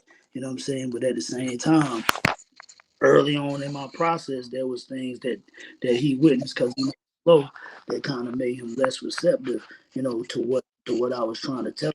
So eventually, I understood like my life has to align on all the chords in order for me because being the man of the house is a real live obligation. It's not something that you get just by the title of being a male that lives in the house. You know what I'm right, saying? To be the man of the house comes with a whole different level of obligation and responsibility. And if you ain't never been in a household with a man in the house, you know what I'm saying? right. Just males in the house, you know what I'm saying? Then you don't might not necessarily have that understanding. So for me, like even fatherhood was like a very steep learning curve because I didn't have, you know what I'm saying, my pops and them around me, you know what I'm saying, helping Right. me figure this manhood thing out. Okay. Okay. And like I said, you've given so many great answers tonight, So my mom said, was it your worst or the plan? So I asked her to explain just in case you didn't understand what she was asking. But so I'm asking her to, Mommy, if you're listening, and I know you are, can you explain that, please? Um, but it's just one of those things where I had to ask that question because you know that once you have something that you did not have, and it's now your turn to be that, how do you deal with it? You know what I mean? Just Yeah, like there's a lot of things that I did not learn from my mom. You know what I that, mean? So to come into, and my mama was never married, so to come into the womanhood and become a wife, I didn't have nobody to show me that. Like, mhm, you know what I'm saying? That was something that I had to learn, and I knew that I had to be this type of individual to this man. yeah, But I had to show this man that, hey, I'm not trying to override you. I'm not going to overstep over here. I'm here to help. I'm here to help, not get on your nerves. And this, right. So that was the thing that I had to learn on my own because I didn't have nobody to teach Yeah. me.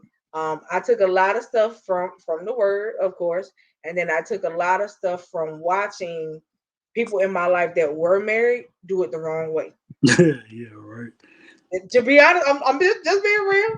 No, I that's mean, I watched a lot of people in my life that were married do it the wrong way, and the stuff that I saw them do to their spouses, and they called themselves married. I always said that I would never do.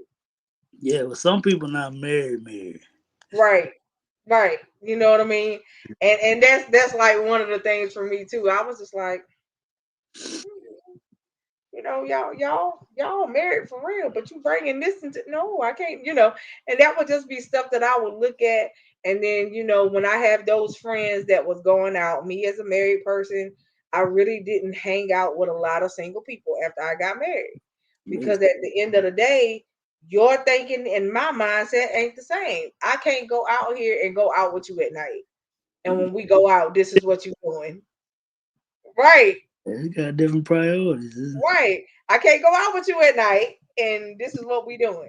And you got somebody in my face because see, you finna make me hurt his feelings, and Yeah. I don't want to have to do that. Like so at the end of the day, I'm gonna Let's just leave be it honest. alone.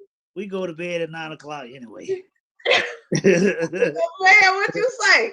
Look, like I told you I slept all day Sunday. Okay, We go look, man, I'm trying to tell you, I don't be bitches playing. out there in them clubs with your eyes drooping and Look, looking be like out there you and then shit. now the club don't close till like the first of all, last call is at 2:30. You ain't supposed to show up till 1. That part. I want, I want to go at 8 o'clock. They're like, ain't nobody out there. I was like, Yes. for an hour anyway. I'm about to go. Look, and I don't even think people really understand that anymore. I don't do what I used to do when I was younger because it just ain't my thing anymore. At all. Now going out, unless I go out to like karaoke or something, Yeah, going out kind of bores me yeah. now. Like, Nah, I understand. I'd be like, right, like this is I not like, my thing. I would go say it yeah, again. I like to eat though. Now I like to There you go. go. That part. Out. But like club hopping type of stuff. Absolutely not. Yeah. No, I would go out to karaoke because I love to laugh at the people now. You got people that'll get up there behind that mic. I know you see the words on the screen and you still can't sing them right. I be dying, like for real. If I got So yeah, where I got to holler my conversation, I don't belong there. Like for real. right. So I just can't. But I enjoy my karaoke night every once in a blue moon. But Yeah, but that still it goes back to say a lot about you as a person. At the end of the day, you can't do the stuff that you used to do because there are now other people involved. absolutely. You know what I mean? And okay, so my mom said he said his worst, and I was asking, was it the worst of him or the plan of God? That's what she said. That's a good question. That's a good question. And I probably lean more towards what you said because again, like in retrospect, they say I remember an old man told me he said, um, hindsight is 20/20, and he said and it's crazy because you get that at 40. I said, I said, I said that makes sense because at 40 when I look back, man, I'm 40, I'm 42 now. I turned 40 and start looking back, and I'm like, even though obviously in retrospect there's things that I wish I could go back and change and decisions that I wish I would have made differently or whatever the case is, I do realize now that where I'm at in life that everything happens, you know, according to the will of God. So Right. I feel like we all are given at the beginning of coming into our and finding our destiny that we all given parallel paths, right? And each are ordained, what I'm saying, by God. You know what I'm saying? It's just that you can go the way he wants you to go, or you can go the way you want to go. Um Ultimately you're gonna find your way back to seeking direction to go in the right destination. So both paths might lead to the same destination, but the difference is the type of stuff that you go through um between the two, you know what I'm saying? Because one is you on the path by yourself, and the other Right. you with God, you know what I'm saying? So Right.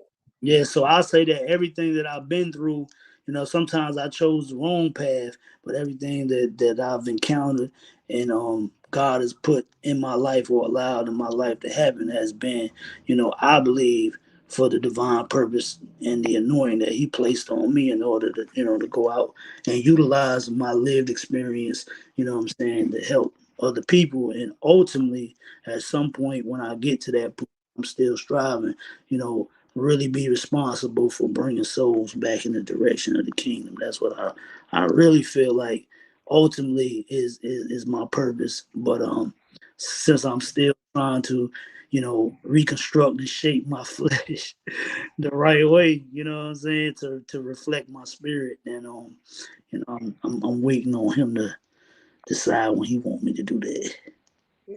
Awesome. My mama said great. I so appreciate it. So are you still at Chicago Guard? Shekinah glory, yeah, yeah, yeah. Okay. Please tell Apostle I say hello. You I know, haven't seen I um, haven't seen her in such a long time, but please tell her I said hello. I sure will. I probably Yes. I'm, told I'm gonna have to, I'm gonna have to make me a special trip down there once I do. that's my So that my I have to come in and visit you guys because it's been such a long time. I haven't seen her now since ooh, maybe 2017 because they had something for her. They had a get together for her at the little building downtown. You know where they used to go play bingo and all that stuff at. You know yeah. what I'm talking about? And they had something for her then, and I came to support them for having it, and I surprised her because she didn't think I was gonna come. Um, and I came and I showed up and I had a birthday gift for her and everybody was there. I said, "This is so awesome! I'm so glad they did this for you." And I think that's the last time that I've seen her. Yeah, So it would be nice to see her she again. that's another thing I recommend and encourage guys, man. Get you a spiritual advisor. Get Yes, that seasoned in the word. Not just no fly by. And that ain't no knock to anybody that come into into their time at any given time. But I'm saying, like, for me, it's just like when I choose a therapist, I go right, therapist, I say, listen, I need somebody with at least 30 years experience, 20, 30 years experience, because this is a big onion they got the daggone peel. You know what I'm talking right. about? No young person younger than me and ain't really got no lived experience. I done had to fire a couple therapists, Oh God. yeah, Mm-mm. right. But get you a spiritual advisor, man. You need somebody seasoned in that word. You need somebody to add anointing on them. You know what I'm saying? And yeah, she been doing ministry for 40 years. Like, Yes, she has. Yes, uh, she has. like her and my aunt Gwen. I don't know if you know my aunt Gwen, but Yeah, at Final Refuge, like this, them my guardian angels. So they been coming to see me when I was in jail. You know what I'm saying? Because they had immediate access to right. visitation because they was ministers. So they Yeah. want to see me in jail. They see me at my worst, and now they see me now. But having her in my life is and my aunt too, my aunt Gwen, both of them. You know what I'm saying? Is I can't even explain it. Like, because they know what I'm doing and everything, but they still don't mind. Like our brother threatened to put that belt to me. But she Look, is serious too. I love well, her. I got to please tell them both I said hello. I haven't seen them in such a long time. And I mean it'll be awesome to come down and visit y'all anyway. So yeah, I gotta come visit. It'll be in April sometime because I gotta go see my spiritual mama this weekend. So yes, it'll but I gotta come and visit y'all. Yeah, love this. So my mom said thank you. She said, God bless you both. Love you. Got to go do homework. This was a great conversation. Thank you, Yes, mommy. I'll call you congratulations. later. Thank you. Thank you. Oh, that's right. But yeah, I'm so excited for my mom because um she said wonderful to meet you. Like, Um I'm so excited for her because my mama get ready to graduate from college. for So real. yeah, she graduates next month. So I'm so happy for her. Yeah. Went Keep back to me college. keep Went uh back to college after all these years and she did it. So I'm yeah. so Keep happy for her. keep me up to date with the date that happened. Oh, I will. I'll Yeah. definitely let you Yeah. know. And some So flowers. yes, I appreciate you. Yes, because I'm so happy for her because she finally did it and it's a great accomplishment for her. So Super, love super, you, mommy. super. The one only I, it's the one and only in her family. Oh, really? Yeah. See, that's a great example Yeah, of resilience. You know what I'm saying? yeah, A great example of resilience. Shouts yeah, out. That's dope. yeah. Uh, So I'm so excited, and she said it was so wonderful to meet you. And I will definitely keep you posted on how she's doing, and when she yeah, graduates, I will get the date from her so you'll know. Um, and I understand, Mama, so go do your homework. I'll call you later. But it has been one of those great conversations that we have had tonight. So right before we get ready to get up off of this thing right here, please tell the people, one, how they can find you. Two, give them the name of what you do. I already posted your website link, but I'm gonna repost it again before we get off of here because I think it moved up in the comment section. And let us know if you have any type of events coming up. well, I had one coming up, but it got rescheduled till August. So, yeah, we in the process of putting some things together. But right now, you can follow, whatever we decide to put together in the near future. Here, you can definitely follow us on www.remainresilientsc.com. That stands for Remain Resilient Speaking and Coaching. Um, you can definitely check us out there. You can check us out on Instagram at too far to fail. That's TOOFARTOFAIL at too far to fail. And you can go on our website. One of the things that we do as a social enterprise is we actually publish um, incarcerated authors. You know what I'm saying? Nice. So individuals that's incarcerated in juvenile detention or jail or prison. We try to do what we can to put them in position to get their first manuscript out. We typically like Awesome. one. We don't do a whole lot of them because we covering all the publishing costs. You know what I mean? And Mhm. they ask for residuals in regards to royalties and all that. We typically take, if we take anything, we take like 10%. But all of the stuff that we do, from our advocacy apparel, which is our little T-shirt line, which pretty much we use as an advocacy tool. It's a reminder um, to stay conscious, to stay positive, but it also covers certain justice reform issues such as mandatory minimums, felon disenfranchisement. So our goal is to allow people to wear awareness towards the goals. And Please send me the link to that. definitely will. You can find it on the website. The advocacy apparel is up there. I Okay. also music, so that we publish music. We publish socially conscious music though. You know what I'm saying? Okay. Change, not change, but I ain't gonna say change in there because everybody's art comes for their reality. But for me, the goal of the music that I do and the individuals that I rock with, you know what I'm saying, is to offer an alternative message and to create social balance within the music culture. You know what I'm saying? So we really speak to utilizing the music as a means to plant seeds in the people head, especially the youth, you know what I'm saying, to continue the conversation like the one we having tonight. So um when you go I to so appreciate you. you gonna hear, you gonna hear real rap, like real reality, struggle music, victorious music, ambitious music, motivational music, things of that nature. We also have a blog, and a blog consists of individuals that's behind the wall, that share their insight, you know what I'm saying, and their talents and things of that nature in order to really speak and deter the youth out here from following in their footsteps. So, Awesome, awesome, awesome. and the Well, book, uh, you let any of the fellas or anybody that y'all deal with that's currently incarcerated that's about to get out, yeah, tell them to find me. facts, Because I would really like to have them on. yeah, Um, just so they have a way of being able to share. You know yeah, what I mean? So please tell them to hit me up, tell them to find me. yeah. Um, and Make you have my email sure that, address. Go ahead. I'm sorry, but I don't want to forget. Make sure. If you out there, go to Amazon and get, Cell Therapy: Poetic Reflections of an Innocent Man. That that was the first title that we put out last year.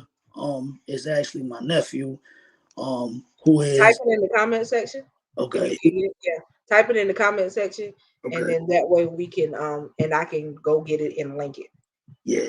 Yeah, So, and I can pin it in the comments after the show if I have to too. okay, gotcha. Yeah. So, but make sure y'all go check that out. My book will be dropping maybe could come this summer. It could come at the end of the year. We're working with some different situations as far as distribution and publishing. So, like Okay. I could publish it myself, but if I can get it a bigger look and get it in front of the people that we specifically targeting, with it being centered around recidivism, we working with some other entities that have a lot more influence and you know power to put us in position and get the message in front of the right people. Like I said, you keep me posted. You got my email. Anytime y'all got flyers, any type of events, email them to me, and Yeah. I'm gonna circulate it. So just let me know, and when I make my announcements, I'll make your announcement with our stuff. So just this way people can know what y'all got going on. Because I'm excited for you. I'm really waiting to see exactly where you guys are headed, how big this thing is going to be. Because I know it's going to be a lot bigger than what it is right now. Uh, Um, it's and one of the biggest going through things, what I right? mean. It's That's coming. part of the game plan is to go through the motions. You know what I mean? It's Yeah, all a process, but that process is a good process. There's nothing wrong with taking the time to make it right. that's a fact. You But know, we are in the process of trying to do a little speaking tour, what I'm saying, up 17 or whatever the case is, like the 17 corridor or whatever. But okay, I do want to say, like, if you go to our website, if you reach out to us and email us on our email okay, at remainresilient.sc.com. We right now we doing a whole lot of pro bono speaking. So if it's an organization or a community event, or you got a group of kids that you're working with or whatever the case is, and hmm you want to get me, myself, my brother, my other comrades that's within the fold, who each of you go on the website, you can see each of them individual stories. They all got powerful testimony, not just okay. Well, we are. I have to get with the co-host to find out when she's going to do it. But we are doing a stop the violence event. okay. And it will be great to have y'all there. Yeah. I will let you know. I know we're going to do it twice. We're going to do one here, and then we're going to do one that's going to be a little further up north. Okay. I have to find out exactly where at up north because that hasn't been locked in stone just yet. But I know that the one here is going to be right before the summer comes in. Okay. So, and I make sure that you have the date so that it doesn't coincide with something else you already got going No on. doubt. But I'll make sure that you get the dates early so you can put it on your calendar. Uh, And it doesn't matter if all of y'all come to speak. You know what uh, I mean? All of y'all get, come up and drop your nuggets and do what you do and drop your gems. It don't matter to us. But anything that will help, right, Yeah, anything that will help deter the young folk and keep them on track is what we all about. You know, no, at the end of the day. no doubt. Yeah, So, we be honored. You know what I'm saying? like I said, you already know I'll be honored to have y'all there. I'm also having a gala in September. Um, Oh, and I'm gonna keep you posted about that. It is formal, so you and your wife gotta come. yeah, You for know sure. what I mean?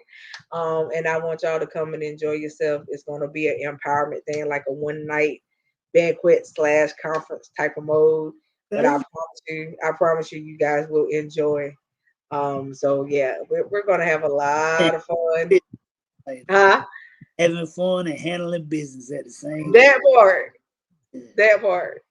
So I'm just super excited, and I know that my spiritual parents have some things going on too, with the kids ministry, and I will get with my mom and I will talk to her to see, exactly what we got going on with that too. No So doubt. I mean, it's a lot coming down the pipe. I don't mind it. I don't mind involving y'all in anything, especially if I know that it's going to make a difference in a young person's life. So I'm That's all for it. we we out here to make a difference more so than make a dollar. You know what I'm That saying? part. And we That part. we, My motto too. we don't just want to leave an impression. We want to leave an impact. So, that's why I say, people say, well, how much y'all charge? It just depends. You know what I'm saying? Right. We won't charge I nothing. mean, anything that consists. Now, my thing, if it's local, I don't have to have nothing. You know Yeah. what I mean? But anything for me, if it consists of me having to, And you got, right, anything that consists of me having to travel and like stay over, that might be a little different. But anything that's local, yeah, that's neither high nor here for me. I don't try to charge people in the city. Right. So that I don't really face too much about. So, and I got some seminar stuff that I'm getting ready to do too, and I can bring y'all in on. So I'm really excited. We got because we got curriculum and everything too. So we our coaching comes right down that professional development. You know what I'm saying? We got youth deterrence curriculum, all kinds of stuff. So I mean, we can do breakout sessions. We can do all that. There we go. That's what I'm talking about. So yeah. Um. So right before I get off, you guys, I told y'all I had some announcements going on down the pipe. I'm definitely gonna keep y'all posted about what Mr. Jamir got going on because I'm so excited to hear the rest and see some other stuff in action. Y'all already see that he dropped nuggets on top of nuggets tonight. I hope that if you had a notepad, you wrote some of this stuff down. Y'all see his website, go hit it up because he has a lot going on.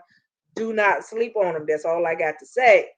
Mm. So my thing for y'all tonight, the biggest announcement is the prophetic conference.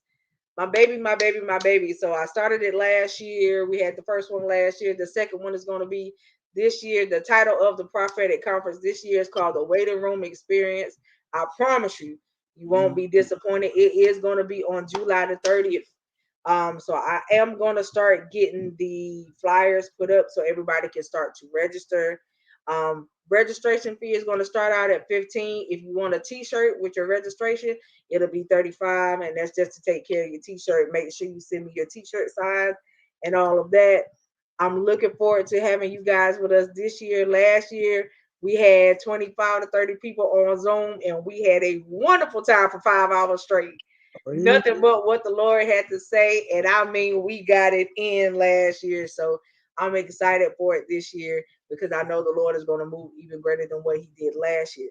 Also, Quint is not up here with me tonight. So I do not know what all of her announcements were. I do know that we have a event coming up here on the night on the show in April. It is a domestic violence event, so please tune into that as well. It's going to be at 8 o'clock that night. I will be posting the flyer up, you guys, so you guys can see that rotating as well, because y'all do know that we are domestic violence advocates as well. So we have a lot going on down the pipe with that. We have the Stop the Violence coming up before the summer comes in. We have a You Have a Name conference that's coming up as well. We also have the first Trailblazers radio retreat that's coming up. That is going to be on April the 29th, I do believe. But I will make sure that that is set in stone with you guys. So we have to have a little meeting about that one before I just say okay. But other than that, I thank you guys for tuning in with us tonight. Fred, do you have any announcements, sir? So, do you have any announcements, sir? No announcements. Okay. So Fred doesn't have any announcements for us tonight.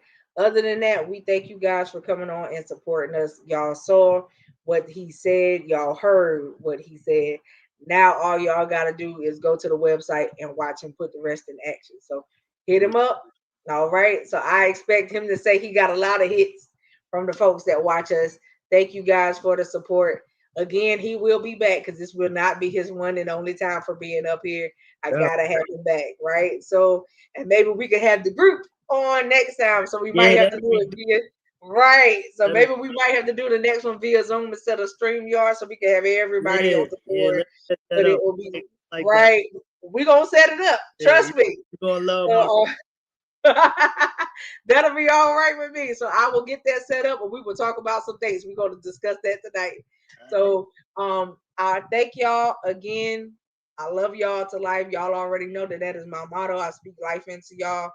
Be good, live life on purpose, and make it count every day. We love y'all. Y'all have a great night. Peace and progress.